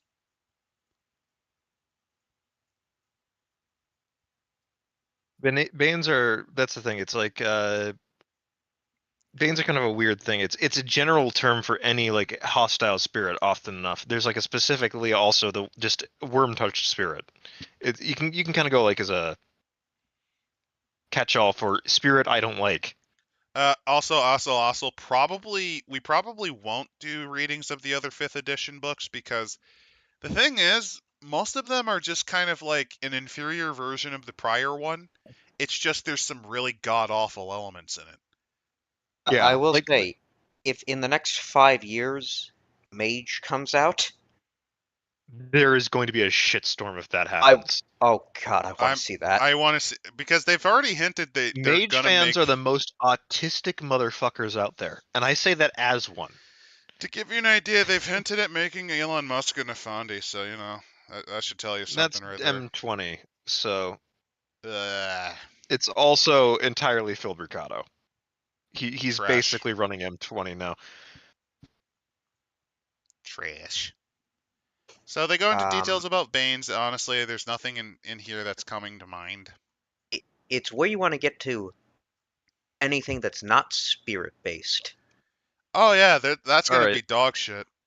Their spirit, So Yeah. their Garu, spirit roster is pretty fun. Pentex group, 268. So we get Pentex. They also have statted Ah. out things like machine spirits, pattern spiders, because again, you will occasionally fight Weaver. Occasionally. Same with wild spirits, by the way. Again, I will say their spirit roster's fine. Like, the thing is, with the 5th edition, the biggest problem is, like, the tweaks to fluff, in my experience. I do like this line They with then Pentex. mentioned the Formori, by the way, which, yeah. You know, Pentex does very little direct and by itself. As such, it's unlikely for the Guru to encounter Pentex itself. There's no following the shady-looking guy in a Pentex jumpsuit or staking out the weird warehouse. All the delivery vans with the Pentex logos convene at night. So you're never going to be able to actually see Pentex. But then, on the next page, it's not always Pentex. Which All right, I'm here we go. This section this is is cringe.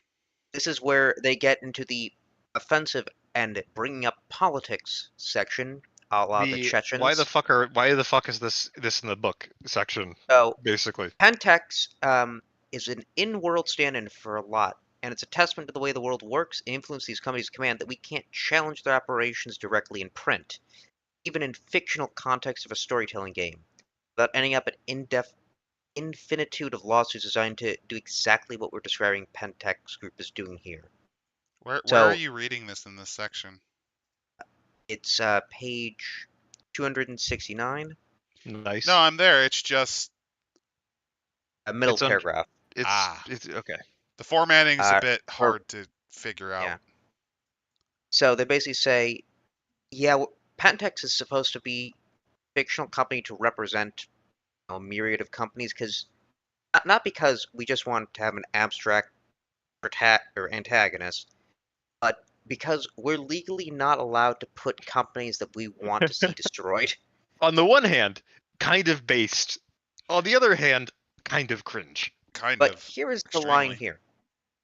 here. Plenty of actual companies are involved in significant human rights violations or environmental catastrophes of their own that would enrage the Garou to the point of action. You should feel encouraged to use them in your game to whatever extent you're comfortable. Remember, put recognizable faces on the conflicts your Garou wage, and tear those faces right off.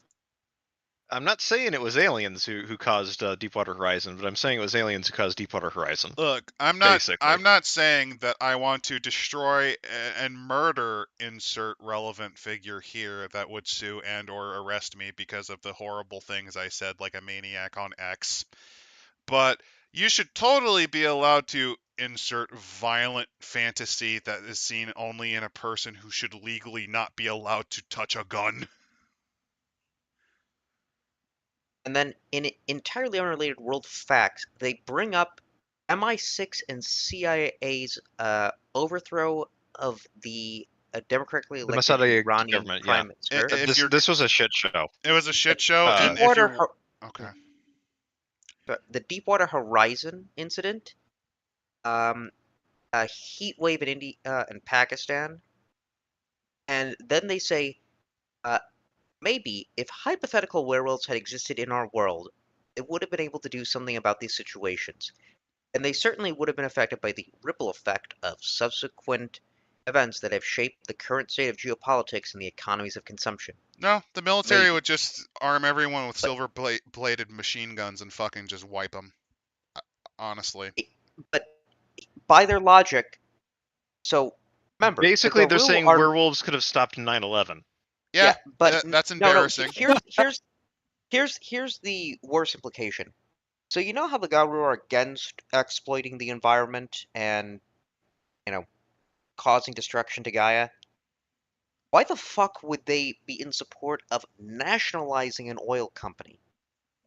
It's still making oil. Yeah. Yeah.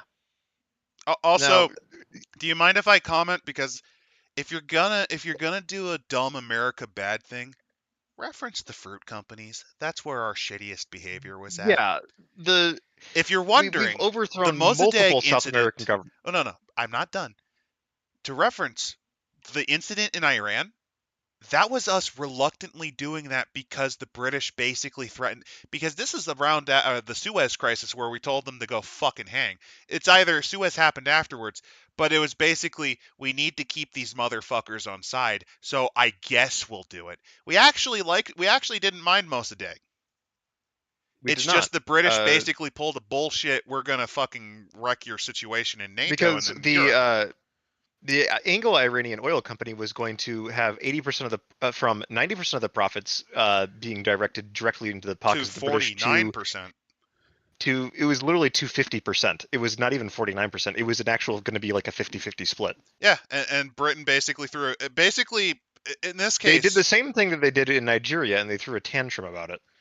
if you're wondering, same energy as when if you're wondering, Vietnam was essentially us trying to keep France on side. Initially, that's where the Vietnam War Uh, initially happened, 54.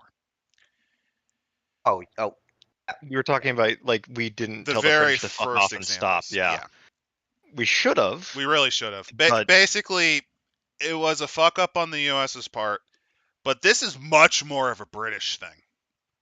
this was a massive British cock up. Like, if you really want to go America bad, Dole Fruit Company. There you go. Or as it was known before, the Standard Fruit Company, wasn't it? Yeah. Because or the not just United the Fruit Company. 1910s, The but United the Fruit Company, yeah, what was it? 1950s and lesser examples throughout the 1960s. Yeah, the United Fruit Company. I'm not even exaggerating here. Couped the government of Honduras at least twice. Also overthrew the nation of Hawaii. Yep, they did that. They were part of the group that went in to invade the sovereign nation of Hawaii and filibuster it into the United States. I believe they also were responsible for the U.S. sending troops to storm Guatemala. Yes, They were the inciting incident. Yep. Basically, they said there might be commies here, and then Eisenhower starts frothing at the mouth rapidly.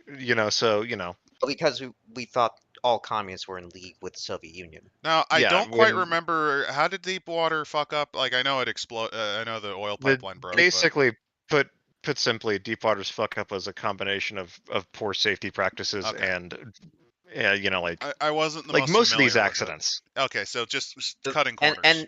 And yeah, here's the thing that they add at the end. Subsequent Restore Act passed by the U.S. Congress directed cleanup funds to local communities, but made no provisions to establish new drilling safety regulations. Correct me if I'm wrong.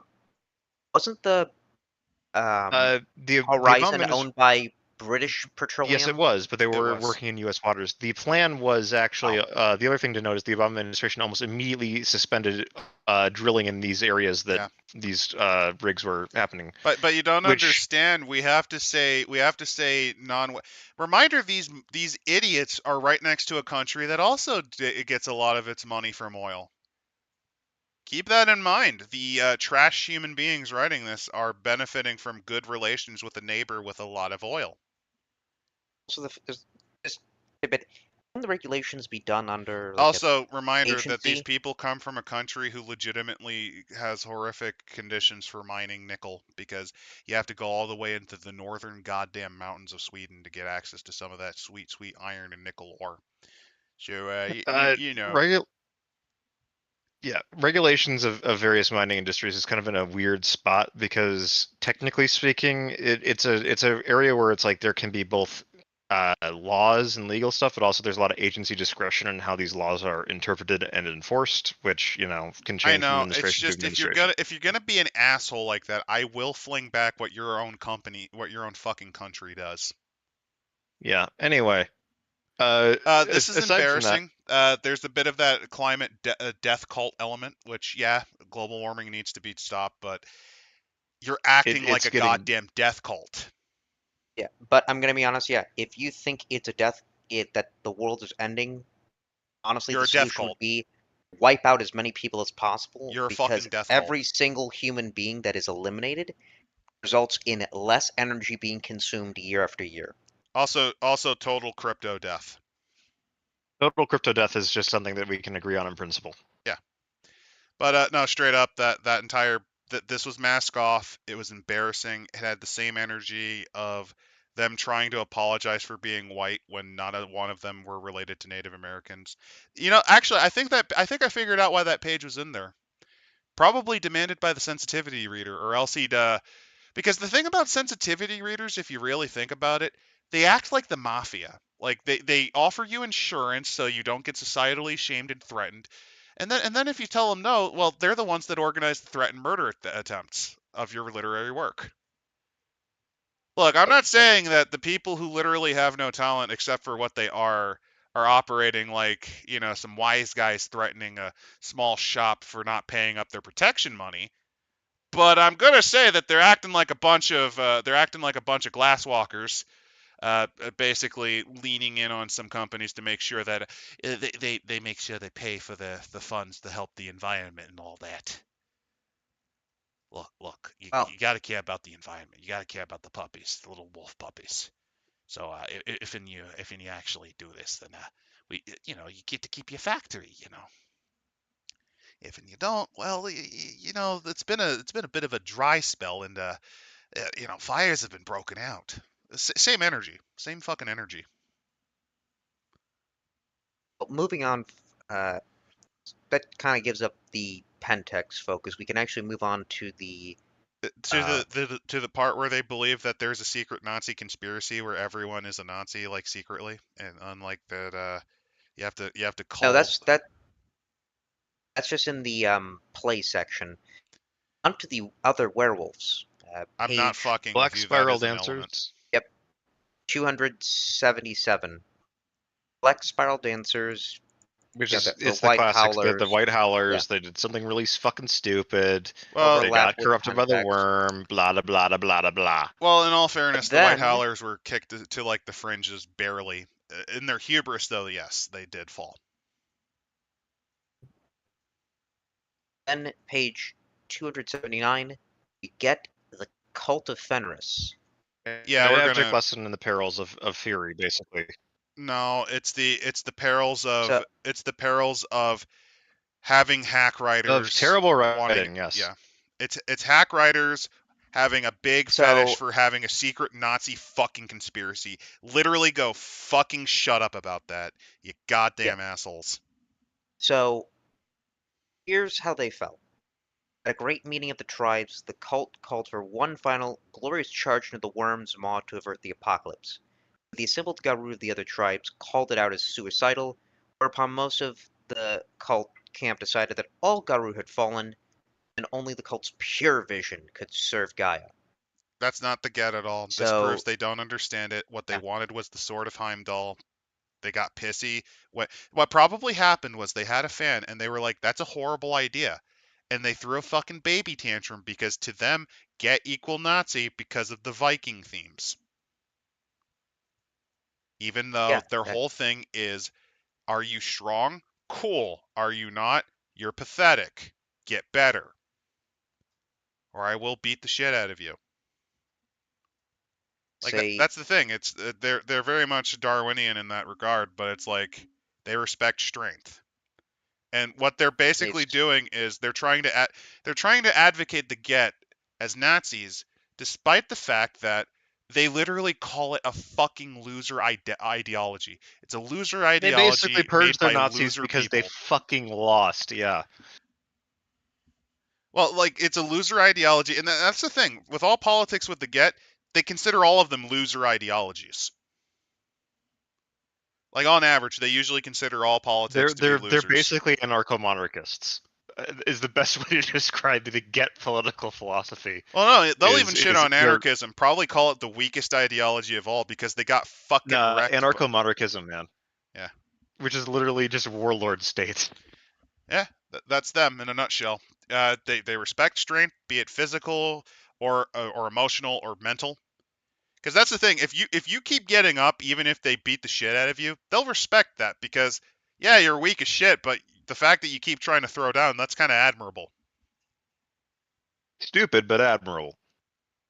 Like, they hate weakness of any sort.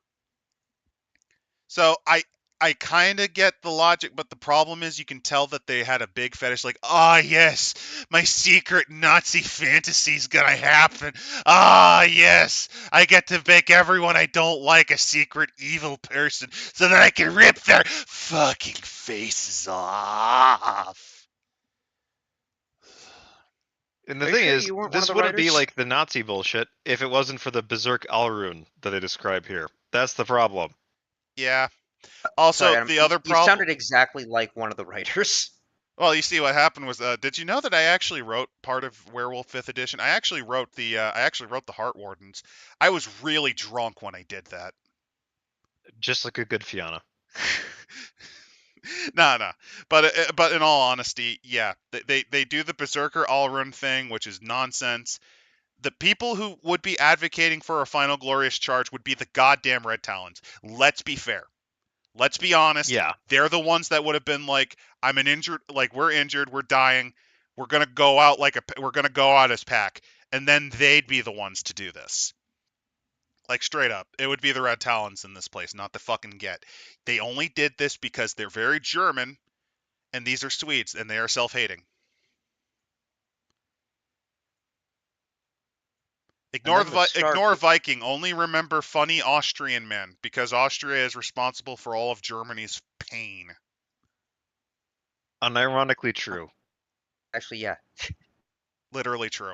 On every fucking level, ever since the Holy Roman Empire. And the Stargazers. As the Gar Nation collapsed, the tribe known as the Stargazers Oh, by left the the way, company to seek before other we do, ways. fun fact: Cult of Fenris, you have better chance of converting a Black Spiral Dancer than getting these guys to not be fucking crazy. I had to point that out because fuck you, game. So the reason why the Stargazers are kind of an antagonist is, I believe, because they have this concept called long-term thinking. Yeah. Yeah, pretty much. Now, admittedly, the Stargazers have always been kind of apart from the other Garu because they're basically like the Asian branch of the family. So, they're living up in the mountains and shit. And if you're wondering, And that's why the Stargazers were kind of separated, because I'll be let's be fair. Let us be perfectly fair to White Wolf, to the new White Wolf. This is remember, each continent had the humans have a different soul. Yeah, they had their own underworlds. Like, Which, because of your regional and ethnicity changes, everything about you is different. I kind of understand this. The problem is this ties back to still why fucking stupid. it ties back. It ties back to my big problem, though. You're trying to reform this when something like this is best done just by taking a goddamn hammer to it and not even acknowledging it. And just beating the fucking just beating it into submission, basically. It'd be like Games Workshop trying to bring back the pygmies into Warhammer. Which, Well, they you brought want to back look the those up. squats. Well, no. The squats are at least space dwarves. The pygmies are just straight up caricatures of tribal people. Particularly Khoisan Oh. people with the clicking noises and everything too. And Yeah. Then the other antagonists they have Like, are you know, the mental. stolen moons. Well, no. Like, to give you an idea, the mental image of the pygmies in Warhammer Fantasy, since you're not familiar, think of the name Umbubu, hand me my elephant gun, and that's basically what they are, but just like even more of a caricature. fun fact, they had miniatures. Yes, they did. Oh, and also the stolen moons are stolen from Chronicles, like a good chunk of what they did. Nope, the stolen moons are literally that is their version of the skin thieves. Like It's Sam Haight. it's Sam Haight again. It's just that without Sam Haight, Sam. Boogaloo. Yeah, without any of like the build up to that, because that was the thing about the Valkenburg Foundation is that Sam becoming a skin dancer was like a big fucking revelation that you could do something like this. Yeah. And the fact that he was memorable, intelligent, well written, and then they fucked him up after the second technically in the second book, but like you really only started seeing it in book 3, and it became obvious in book 4. Yeah. If you're wondering, for those of you who have never seen it, we actually did an entire, I think, 4-hour nightmare stream about Sam Haight because that's how fucking great he is. He's a fantastic character concept. It's just also Chaos Factor is definitely on the chopping block because it is a good goddamn book if you want to have some delirious insanity. Come on, don't you want to fight Aztec monsters in fucking Mexico? Oh yeah. Yep. I ain't saying anything more than that, but yes, the Aztecs do get involved. It's pretty great. Yeah, the Chaos Factor is a fucking wild ride of a book, just overall. But yeah, essentially, yeah, this is Sam Haight 2.0. Starving Remnants, which I think is their take on lunacy. It's werewolves that get stuck in the Umbra after their first change. Okay. They pretty much now become a spirit. That's not a bad idea. Yeah, that's not a bad concept at all. Stranger Shifters. Oh yeah. So this is them. This is just their forcibly acknowledging. We need to mention. Yeah, we need to mention that. Oh yeah, there's some other kind of things. Then I love their bits about supernaturally attuned vampires. Raven shifters and spider shifters. Yep. Their description examples are Dimebag Dracula, Count Orlok or some shit. Count fucking Orlok or some shit. Which that's just a Nosferatu, I think. With a good line, there is no ethical survival under vampirism. So here's my thing though. They could do this for the other supernaturals, and that's cool and all. Why the fuck did they not do that for any of their own goddamn tribes? Because I guarantee you sections were written by different authors. Because the tone, especially regarding the more violent language used in the Allies antagonist section is a markedly different contrast to the rest of the book. Yeah, I'm just pointing out. It really would have helped it because this is something that older editions did really nicely, and Chronicles also did. I don't know why they didn't do this, but it would have been really good to see what they thought of each other's tribes. That helps the player. Which, by the way, this is their first experience with version 5. Does anything change? But that is stereotyping, and we can't do stereotyping. But they stereotype vampires. Well, the fucking vampire. They're the bad people, and the bad people are always bad people, and there is no nuance for them. You are correct. You are correct. They all seem to lack melanin, which means they are of the devil.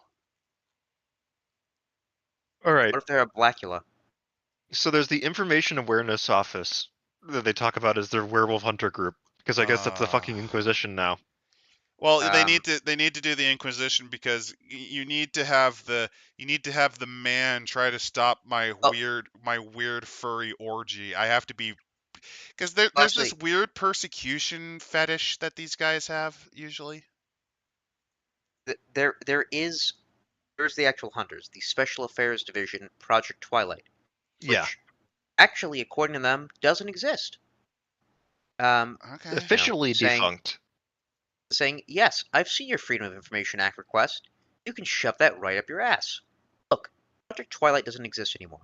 In fact, it never did.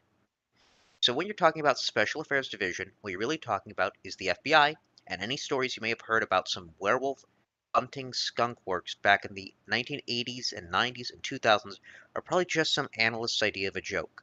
Read the operating prospectus. SAD is focused on the undead, blood-drinking sort of terrorist threat. Werewolves aren't its remit. Weird, huh? Like, all of a sudden, the agency gets shut down and oops, all the case files go missing or get shredded or end up in a plane at GSG-9 HQ in St. Augustine. Why the Antagonists. why the hell did they do the St. Augustine but like that? Oh, is it the secret Nazi conspiracy? Was that like a little nod? No, I think it's a city in Germany somewhere. It might be, but I'm much more. But this is a U.S. agency, isn't it? Well, that's the thing. The joke is that they're not the joke. The point is that they're sending this shit multinational to hide it. This is fucking Delta Green. Well, the Yeah. problem is That's what Project Delta Twilight Green kinda before was. the new edition. Well, there's also Uh, the problem that here's the thing: St. Augustine, that might be a German city, but it sounds a hell of a lot like St. Augustine, Florida. In any case, the Project Twilight dates back to old. Nope, it's a town in Germany. Okay. Told you. No, that's but yeah, fine. I just like it fucked with my brain because you know. But yeah, Project Twilight was in fact a group that was in Old Werewolf as a hunter group thing that you could run into. Also involved in a few other things. I think they were part of Hunters Hunted. I could be wrong on that. They almost certainly are because you got to remember that's where they cribbed a lot of their new Hunter take, which, to be fair, was better than Hunter Reckoning. I'm gonna be honest. Funnily enough, a lot of the Chronicles books are slightly better in that regard, especially Hunter. Holy shit. Oh, here's some stuff that might be more offensive. The discussion of the beat cop. Oh, And goody. police in general. Please tell me. Because many police are themselves violent or otherwise used to maintaining imbalance of power, situations involving them rarely de-escalate, even with Garou in Hamid form. Reminder, they're from Sweden, so what the fuck do they know? I don't think the writers are from Sweden. Look, And they say the there's police, a their point primary where function is to protect property or protect established interest. And they're more likely to be encouraged investigating or seeking information to build a case than they are frontline response, usually handled by beat or riot cops. Reminder, these creatures, the moment they get remotely hassled, are usually the first to fucking beg for the police. Save me, daddy pig. Save me, daddy And pig. I got made fun of on the internet. I'm sorry, then, it's just I know this fucking flavor of person. Eight and a half times out of 10, they'll say a cab, all cops are bastards, but then the moment they start think shit's going down, they run away sobbing to them. And then there's the Fucking riot hell. cop section, which they say whether it's an instrument of state violence or an unofficial instrument of state violence, there exists for those in power to hammer down uppity citizens, a result of government policy, or because they're clamoring for things like rights or to stop being the victims of targeted campaigns of violence. Fuck you with your dumb conspiracy. And they also combine if they're riot talking cop about- with a PMC soldier. Look, if they're talking about like the idea of like the private security company that's coming in and tossing people out, they're kind of right. Not. Like, I have my rights to protest. This is public land. They're not. Or whatever, but no, they're not. I mean, if they made it more of an example of like this is like a guy who Pentex works for a goon? Pentex. Yeah. Like, yeah, if it was a security goon, that it doesn't even have to be Pentex. It could be like the security cop for like a fucking mall or something. I don't care. Because those types of people, here's the thing. Yeah, I can understand that. You want to know why? Most of them washed out of basic in the military because they were outed as psychopaths. If you're wondering, a lot of your security cops and a lot of your mall cops, they're people who washed out of police academy and or the armed forces, because they're the ones who basically, when they were given a gun, giggle and say, "Oh, I can't wait to use it on someone." In that case, yeah, I completely understand. The problem is this is coming from the point of view of a person who'd immediately cry and sob the cops after calling them pigs. That's the problem. And then that's Oh, kind of and it. if you're Then wondering, they don't go violently at criminals. But then again, nor what do you expect clergy, from people actually. who? Oh, did they? No, clergy aren't either. And I mean, at least criminals make a bit of sense because Yeah. you are supposed to be not operating, within the bounds of the law. But clergy, no, that they say, encompass multiple faiths. I'm actually Easily, surprised. at the weakest, they are capable of rallying their congregations in worship, hope, and resilience. Like, yeah, they didn't do anything like, say, they actually worship the worm. And it goes to all the animals and blah blah blah blah. And then there's the lore sheets, and The lore sheets if you get, included can help you. yeah, with the well, actually no, there is a way to come back from the cult of Fenris. There's a lore sheet for the, I believe, the renunciation of Fenris. Renunciate of Fenris. Basically, the people that were in the cult that were like, this is really fucking stupid. Like, why are we going into a fucking death rage on everything now? And then there's the Black Spiral. And sample campaign, and then there's the section on to consider play and all that sort of stuff, which has the section on fascism, where it says, Werewolf is not a fascist-friendly game because it's a horror game about contemporary issues. Mind you, contemporary issues. It can be a game where fascism as a theme or fascist as characters show up. After all, they're an unfortunate part of the real world we all inhabit. What page, dude? Because we're kind of skipping. 321. Ah. Oh, and if you're wondering, they had a little bit. Okay, I was just wondering if they had a bit more for the police, like one more "fuck you" from there, because they had a police bit in one of the adventure hooks.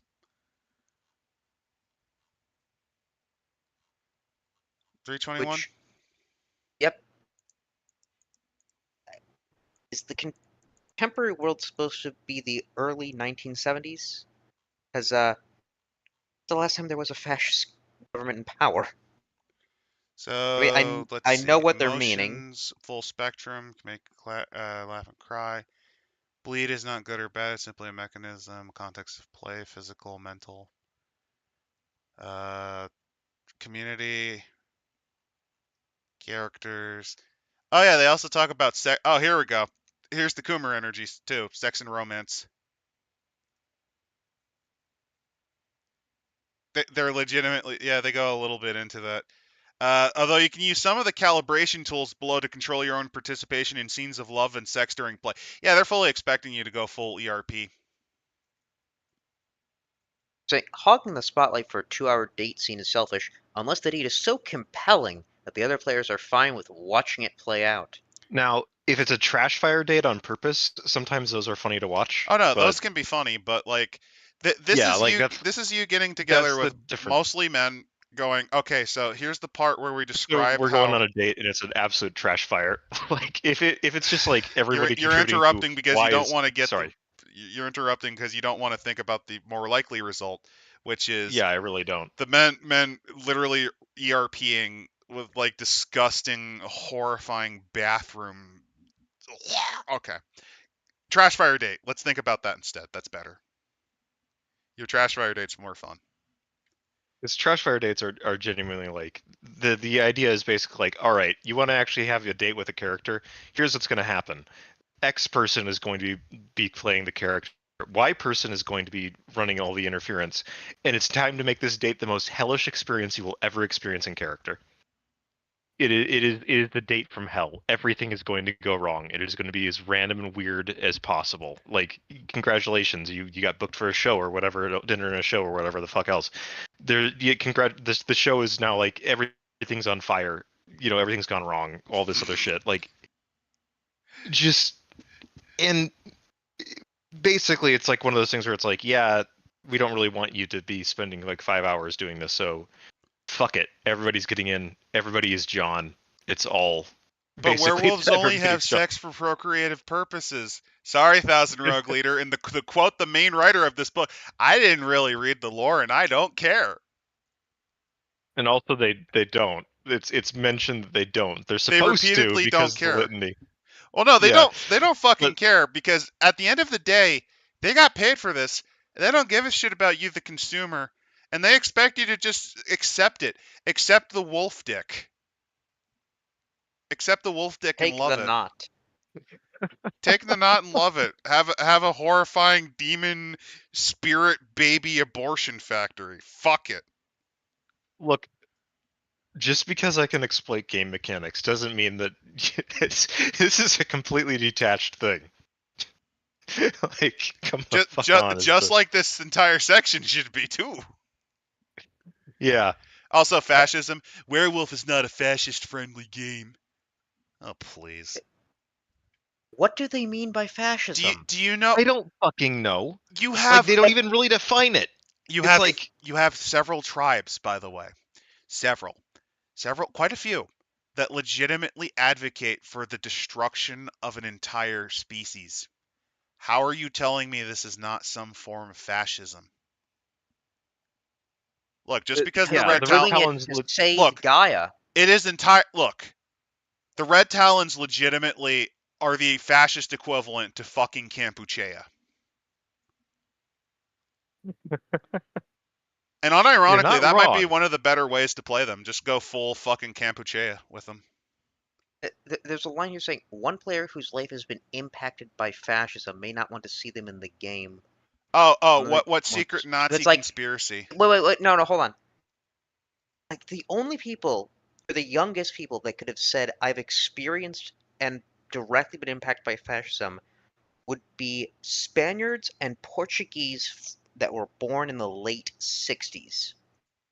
You've also got sort of the rise of like the neo right wing dictatorship in some areas, especially in Eastern Europe, Russia, for example. Yeah, but they straight they're up not try fascist. to deny that. They kind of hit the fascist mark. They don't say it, but they basically Just are. they're authoritarian dictatorships. They flirt with it, but they're much more akin to Salazar, which, by the way, Salazar was not actually a fascist. He was just a weird agrarian dictator who wanted people to stay in the farm, who wanted people to stay uneducated and learn Jesus. In the simplest terms, you can use Nazis of whatever strife are most appropriate for your setting as enemies. Also, I do like one thing where they were so concerned about not naming certain companies, then they use an actual trademark name, Wolfenstein. Who doesn't want to go full Wolfenstein every now and again? Given the fact that the new Colossus ate shit because they got garbage, because it turned into garbage, quite a few actually. In Werewolf, you can confront the problems in the world and rip their faces off. Nazis are certainly a problem because they're still around in large numbers and not just a fucking meme. As with all other potentially difficult themes, participants can have wildly different reactions with regard to blah blah blah. Our cartoonish enemies to be ripped in half. They are clear and present danger, calling for the people who are calling for them to be eradicated.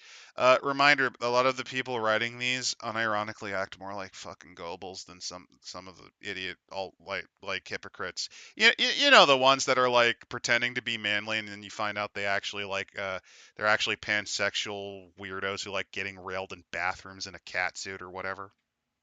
Yeah. Nick Also Fuentes. known as the Hungarian ruling party right now. Hungarian ruling party, and also Nick Fuentes, who's become 1000% Mexican. Holy shit. His face. What's wrong with his face? He has become 8 billion. Okay. Like, if you had a 23andMe, he'd come out as like 5000% Mexican. Bear in mind, the original Nazis included a failed chicken farmer, fat guy, A fat or the limp opiate leg, addict. a failed artist. A failed artist, Wolfaboo, who genuinely believed. Did you know that at one point Adolf? Here's some really fun Hitler facts. Did you know Hitler is this actually the Mussolini sometimes? bit where he's talking about Like the possessed by the Aryan god or whatever. Yeah. Oh no, like, no. Here's some dumb Sorry, what? Hitler fact. Did you know that as in his artist days, he sometimes actually tag signed himself as Mr. Wolf? And he actually became a Wolfaboo entirely because his name, he realized Adolf meant something like proud wolf. And Oh my at one God, point he's a furry. he openly admitted he had the spiritual essence of a wolf. I thought it Hitler was a the- furry. Hitler was a furry. He also compared his nation to the werewolves of myth, fighting the vampiric leeches that suckle upon neoliberalism. I'm not even kidding. He played up werewolf versus vampire for his occult shit. I'm not kidding. What the fuck? He also was a vegetarian. People forget that part. Well, yeah, we know about the vegetarian part. Like, But you didn't know he was passing wolf. of You didn't Hitler. know he was such a wolfaboo. He claimed he had a soul. The Wolfaboo stuff's a little bit new. I'm not sure if that's legit or not. Honestly, like, No, it that's is a little bit out No, there even for there Hitler. there are actual quotes for at least some of it. The Mr. Oh Wolf God, thing. what did Well, God, part of the issue with this is that it's very hard to know what people are saying about Hitler is true or not sometimes, because it's like there's a genuine incentive for a lot of people that are writing the memoirs of I was totally not a war criminal, please don't hang me at the Nuremberg trials. You know, like the a lot of the memoirs like Spear, for example. Oh no, some of these were definitely not. Some of these were like repeat from different sources. We know he legitimately was proud of his name meaning proud wolf. He has at least in 3 different memoirs mentioned something about having the spiritual power of a wolf. Now the Mr. Wolf thing, we don't necessarily know. I think we might have found documents, but they may have been faked. I don't know. I just think it's hilarious. And yes, God. he had a planned German unit known as the Werewolf. So The unironically, Werewolf Battalion, he yes. did. We know about that one. He did actually do propaganda to a degree of Germany being seen as like the werewolf versus the vampiric leeches of, you know. you know who he depicted as the vampires. Of the clear conspiracy between random Jews in a rural community in Eastern Europe and communists. But as for Hitler they were being clearly in okay with alliance Nazi together. furs, no, Hitler would probably get rid of them too because they're sexually degenerate. See, he is 100% wholesome with being a wolf-souled dude who's on meth. I do want to point this Him out. for many horrible things, but I don't think he was that. Anti-dog abuse laws, though, he got that right. I'm not kidding. German Animal Rights Act. We don't want to give Hitler credit.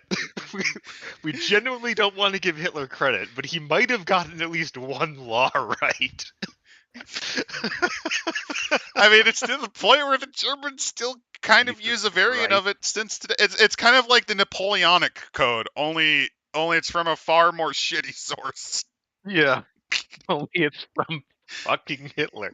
It's like this. It's like the Confederate monument scale of like on a like not racist, kind of racist, really racist to Hitler levels. Like it's like, have you seen that one video that guy did? It's fantastic. So on the Confederate scale, what's the version with the coked out, like what's his face, Nathan Bedford Forrest statue that looks like he's on meth? That is the it's the Hitler level of racist because it's from the guy that defended the guy that shot Martin Luther King. Oh, that piece of shit. And he put it on private property. I think it's finally gone now because it was getting vandalized so often. That they finally gave up. Beautiful. Yeah, it is genuinely one of the ugliest fucking statues I've ever seen. It is. You need to Google it. Like the worst Nathan Bedford Forrest statue of all time. I guarantee you will not be disappointed is beautiful. by what you see. It is beautiful. Also, you know it's not beautiful. It is beautiful. Hey, remember when they said, well, maybe the cult of Fenris isn't, okay, let me, and I quote, "Not in Werewolf, themes of fascism may be present in social realm. A friend goes over to the cult of Fenris seduced by their message of simple-minded morality. A player may decide to explore themes of eco-fascism. These situations create opportunities to grapple with fascism and more nuanced than simple enemies. How do you bring back a friend who's gone over to a hateful ideology?"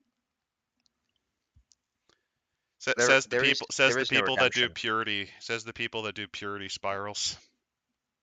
There is no redemption. Look, all of you are Only in cringe. flames will they be purged of their Centralism heresy. least shit out of all awful options. Kidding. Everyone knows the true. Splitter. Everyone knows the true ideology is anarcho-monarchism. It's thought it either was sadism. anarcho-monarchism or positivism, because fuck it, we're gonna go ball with the dolphins and the Space Brothers. Let's do it. Or either that, or well, either that. when you're Count. talking I about, like to count Binface. LARPers. I you were would talking vote for about Count this. Binface. This connected to LARPers. On page 323, there was a subject called distancing. The Swedish Roleplay Collective. I don't give a rotten fucking shit about your garbage over there. So you're right. This was definitely connected with With LARPers. LARPers, yes. I was complete. As we can say, And we can apparently firmly say, LARPers are the worst Also, straight when it up, comes to White Wolf game design. I could have told you that because, unironically, that is what version 5. Whenever Paradox got their hands on it, would it not have made sense for them to go to the Swedish LARPers for advice? They're literally in the same country. It's pretty easy to set up a meeting. I mean, it kind of explains the same thing of White Wolf focusing a lot on Chicago, because didn't they have Yeah, Chicago their had a headquarters? very vibrant goth scene and LARP community. Mm-hmm. So White Wolf, of course, decided that their first sort of setting book should be Chicago because, well, the difference is they wrote there were a lot Chicago of people from that there. point of view. This is like Yeah, the awkward point of view of people who are not familiar with the Anglosphere. At least to the degree they could actually write it. it's also somewhat a fact that like LARPing is kind of like, if you like to LARP, fine on you, but please for the love of God, do not write the main tabletop books. And when it comes to like the rules or the lore or like the systems, because what works in a LARP does not work in tabletop. So, it's a very different mindset. I will say, since we've basically finished the book as far as we're concerned, overall, how would you rate it? Because we're gonna then do a section on how we probably would have improved this or done our own take. I mean, it's playable. Like that's the thing is, it's not offensively bad. I was expecting this to be far worse. Like far Given the worse. leaks, yeah, I expected it to be noticeably worse. Like, there are what, 5 tribes they absolutely fucking butchered. No, 2 tribes they absolutely fucking butchered. 2 they didn't really understand, and 1 that really should have been butchered. Yeah, like we haven't done mechanical crunching yet. The probably mechanical would be crunch where, like, looked things solid. Yeah, like we haven't gone into like the weeds on like, no, this is really the most optimal way that breaks the whatever, but like it's a storyteller system. People will do that. We're not going to do that here because it's boring as shit to do. On top of that, there's nothing that immediately comes out to mind because they didn't do things like they did in Vampire 5th, where remember when they fused all those clans together? Let's fuse all the necromantic clans together. That makes sense and give them a new thing. And it's like, I mean, and they fucked it up. If they fuse as a political organization, I could see it, but not as a full fucking clan. And then they did Clan Thinblood, and that was awful. Fuck you, Thinblood Alchemy. Like, there wasn't mechanical hitches that were obvious like that. And I think a similar thing was in Hunter, where the mechanics, people don't really talk about that. They talk about the fluff, and that's kind of the problem here. But even then, this is easily the best of the version 5 books, in my opinion. I think that, again, we kind of hit the nail on the head right away, which is that they're trying to do the New World of Darkness changes and put their stamp on it without calling it the New World of Darkness. But the problem is they're cribbing a little too much from the New World of Darkness, aka Chronicles. Yeah, they're cribbing a lot from Chronicles, which is not a bad thing in and of itself. The problem is it mutes their identity by doing so. Yeah, but the problem is that you're not learning the lesson that Chronicles taught with Werewolf, which is if you really want to make it unique and go for some of this stuff, you're really going to have to hammer a lot of this shit out of it, because otherwise it just doesn't work anymore from a modern perspective. Like a good way to put it is like a lot of the tribes, right? A lot of the issues that people had with the tribes is the kinfolk stuff, right? Because let's face it, it's like yes, if you're Irish, you're almost certainly a Fianna, and if you aren't a Fianna, you're I probably going to be then like a Children of Gaia or a Bonar. I don't actually think that's as much of a problem as people invented it to be. Yeah, that partly is an invention, but it's a point. But I'm trying to It's a make where there's point, a lot but of one that is invented, in my opinion, by sensitivity readers who needed an excuse because their only talent is what they physically are and not what they can do. I think part of it is also that like the fact that there aren't any kinfolk is a bit weird to me because it's They like really should, because I mean, if you really want to change it up, you could have it be that kinfolk are the result, because the tribes are like who you select, and eventually through adoption you can have things. So if you really wanted to do that, like I hate the Ghost Council because they look like shit and whatever, who cares? But like if you really wanted an example of like you could show kinfolk, you could have like you have a Cherokee, you have a member of the Cherokee Nation next to say a Kazakhstani steppe farmer next to a mystic from southeastern Asia, yeah. Actually, next to like an African shaman, next to like some Weed Lamau who's like 132nd Choctaw. there is something that could be done. There is something that could be done. You make the kinfolk humans that are not affected by the delirium, That's That's what what they kinfolk were. are. That's Yeah, what they were. but not blood related.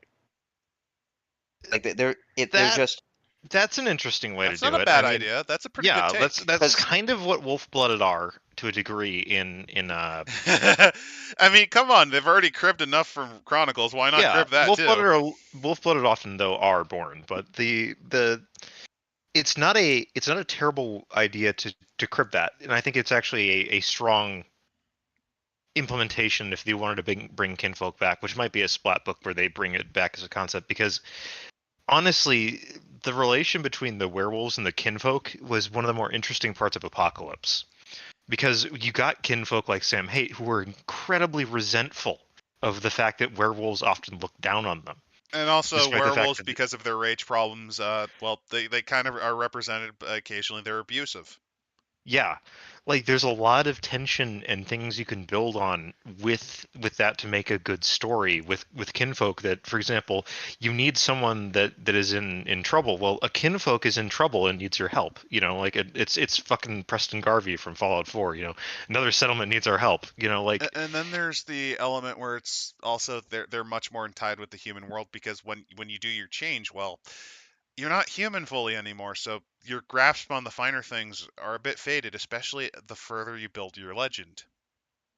well, because you're no longer and interacting regularly with human society at that Yeah, point. Like, you these are your kind of glimpses into that. That's kind of their main thing. And also on top of that, they're they're basically deniable assets in the sense that like you can use them to get stuff to aid with the Cairn without actually like being obvious, because yeah, let's be fair, if it's the same dudes doing stupid suspicious stuff, eventually the feds will notice, or eventually yeah. MI6 will This notice. is where no, Bonar kinfolk are incredibly useful, because no one looks twice at the homeless man. Um Nobody. and and then there's the other thing of, well, Pentex, because you could see a vampire or you could see a werewolf, and even though you don't suffer delirium, you think that's something wrong. That's something that shouldn't exist. Pentex picks you up and says, "Yeah, you know what? Here, have this. Job. You know, yeah, You job. are which is you actually are what they a did in problem. You're Valkenburg. you're a Yeah, cleaner. No, that's actually what they did in yeah. Valkenburg. That's what That's they why did it in was so Valkenburg. well done. Yeah, Valkenburg was incredibly well done. So Uh, also from comments, Jim thinks that they didn't do kinfolk for money purposes, like if they do another split. yeah, Thousand Rogue Leader thinks that it might have been just because how they were treated, and that's very, very, how they would say, yikes. that is true. The kinfolk had this And there's a Coomer weird. energy to it too, Yeah, because there was a Coomer energy to it, because generally speaking, werewolves would be the ones boning kinfolk to make more werewolves, because a kinfolk and a werewolf having a kid, that kid's much more likely to be a werewolf. Same thing with a kinfolk and another kinfolk. so that there's elements of that. I think the core of it, since they really don't, I don't think they fully give a shit, other than maybe putting the Coomer energy a little bit further in the back. I think they would have been fine with it. I think it's more just because of the ethnicity ties it usually is. Because they had a big bug up their ass. The editor and main writer, along with all the sensitivity writers, had a big bug up the ass for ethnicity. Because everything has to be as if as if it was modern downtown Los Angeles, specifically the Hollywood section today. The world has to perfectly mimic the entertainment industry of today. I think that's part of it. There's also the whole accusations of taking of cultural appropriation. But honestly, depending on how you do that, odds are pretty good that as long as you show some fucking respect, that that culture actually appreciates it. So that's not as much of an issue as they think. Anyway, A lot of it's also do your fucking research. Holy shit. for example, if they did research, they'd know Wendigo wasn't a fucking taboo word. If they did any basic research, they would have known that. Mind you, if whoever was involved with the sensitivity reader was somebody living in fucking Sweden that they had to send all the information back to, I do not trust your average person that goes to Sweden to tell accurate stuff about whatever fucking native. I also tribe. don't fully trust. I'll be honest. I don't fully trust Native American sensitivity readers because, in my experience, that's either a person of Mexican descent really emphasizing heritage that they don't really claim for clout, or someone who is so thinned out on the Native ancestry they have not been to their tribal gatherings at all. They're just claiming it. In my experience, that's usually the two strains you got. But anyway, here's some things. Let's go into just because we still have a bit of time. This is going to be an extra long one because this is a big book that just came out. I'm okay with going And another. we had a lot 20 of stuff minutes. to talk about Another 30 related to minutes, it yeah. too. So, how would we how would our take of this 5th edition go? Well, first off, I would have the Red Talons get wiped. They go final glorious death charge into the. They pull a White Howlers, but this time they don't go corrupt, and they actually do a pretty damaging blow to the fucking worm in the process. And honestly, you could add that point to the fact of if you want to go increasing environmental degradation. Yes, yeah, you have the last of the true wolves sort of wiped out. The last most of the Red Talons are died in the attempt, but they damage the worm to the point where, in my take, it could be, you could take it either way. You guys can come up with your own. It's shattered into what I call the hydras. They're worm fragments that hypothetically can actually make things even worse because they grow even more powerful because they're absorbing and consuming and trying to match what their forebear was. But in exchange, the Red Talons aren't entirely gone. Physically, yes. As a tribe, they're basically dead, other than some wolves, and maybe the last of the Red Talons, who is kept around mainly because no one wants to kill them, and they're seeking death. But in exchange, you have a new totem known as the Pack, which represents, because they became spirit wolves in the process. And on top of that, this leads to a big clash on who gets their totems, because they're unbound now. Yeah, Griffin no longer has someone to go to. Which Lion, pisses who them was off. hanging around, Lion's lost a second tribe, and Lion, I don't know if Lion would even. You could say Lion's now corrupted, sort of like Minotaur. Lions fell to despair. You could go with that. There's a few other ones you can kind of go with. It's also that the Red Talons, quite frankly, of all the major mainline tribes, it's them and the Wendigo that have the least to offer. I'm sorry to say. The Wendigo originally were basically like no Europeans allowed, which is even more restrictive than some of the Geta Fenris or like some of the, like the Fianna or whatever, because it's like, yeah, Germans and the Irish went fucking everywhere. Like to yeah, give you an idea, here's an unironic Get a Fenris character you could have made. A Namibian kickboxer, black as ebony. But because his great-grandfather was a German soldier stationed in German West Africa, it doesn't matter. Also, Fits the the fact that criteria. they're also the fact that they're a kickboxer that actually whoops ass. That also helps. Yeah, it like again, that's the thing. So some of the stuff that you get out of Werewolf is what you put into it. Like if you put in a lot of effort into actually researching some of the cultural stuff that's associated with this, then you can actually get some very interesting character ideas or information or whatever else. Like the Fianna tribe book's pretty good. Oh yeah.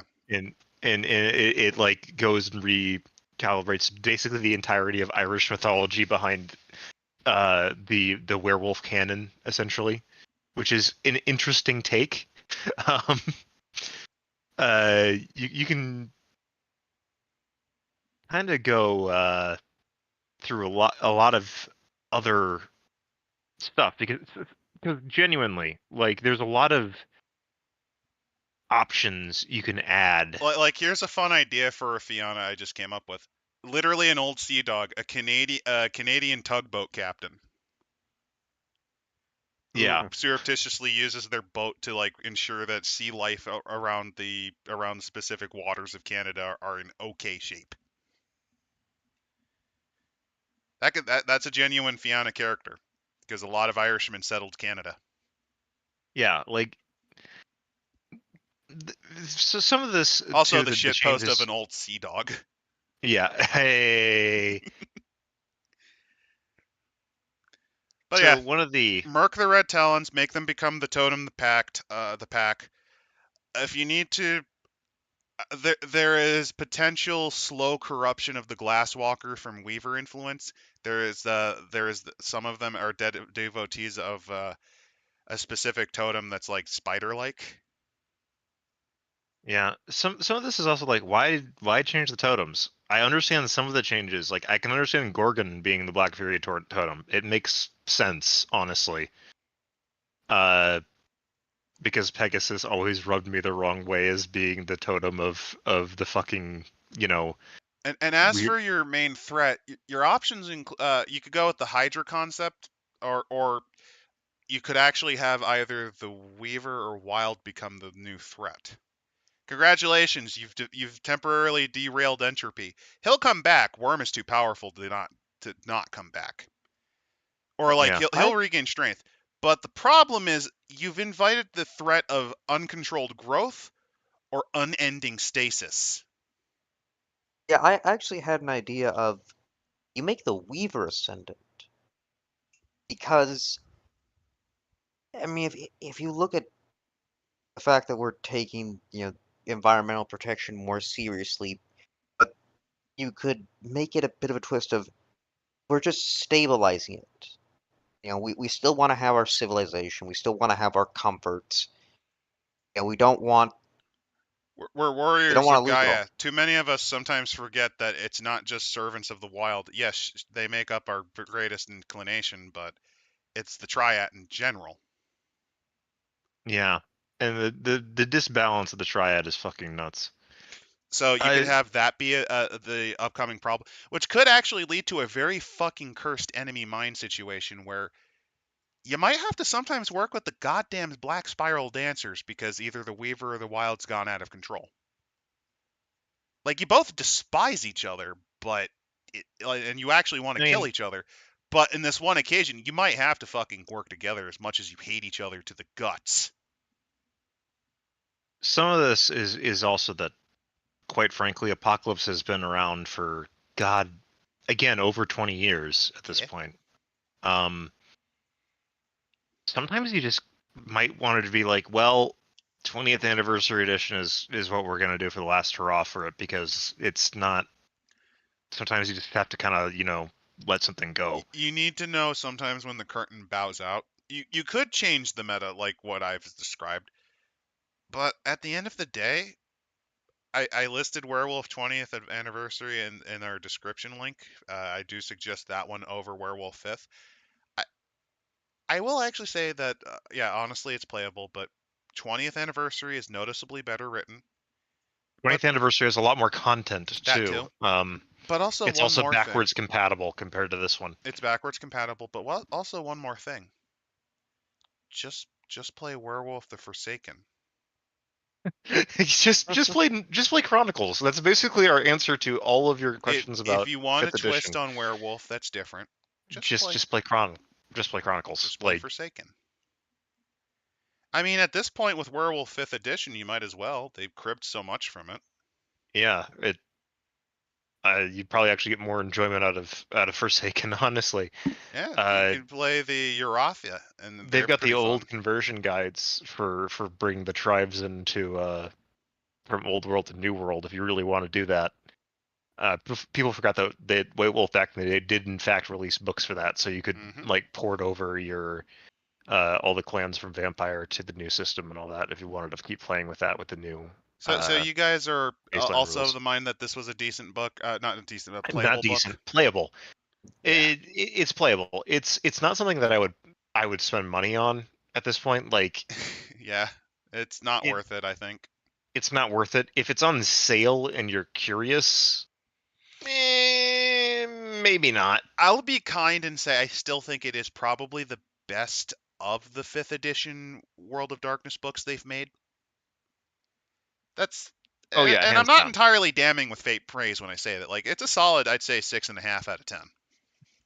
And again, I have elements of V5 that I like, but this is more of a overall good, not good. It's a bland, forgettable book because honestly, the only thing I really like from it are a lot of the character concepts. The character concepts was neat to see, but they took up way too much fucking page space. And on top of that, another damning thing, they don't have the tribes interact with each other. You don't really know because yes, it's stereotyping. What's the relation? But, yeah. Like, they do a relationship chart with a pack. Why the fuck didn't they do one for the tribes? I think it's because everyone would hate the Red Talons. That's kind of how it goes normally. They should.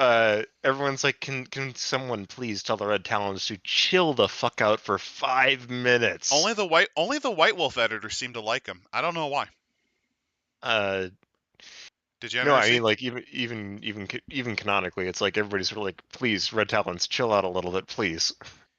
Please. And yet they're the ones still fucking playable. Anyway, yeah, that's Werewolf 5th edition.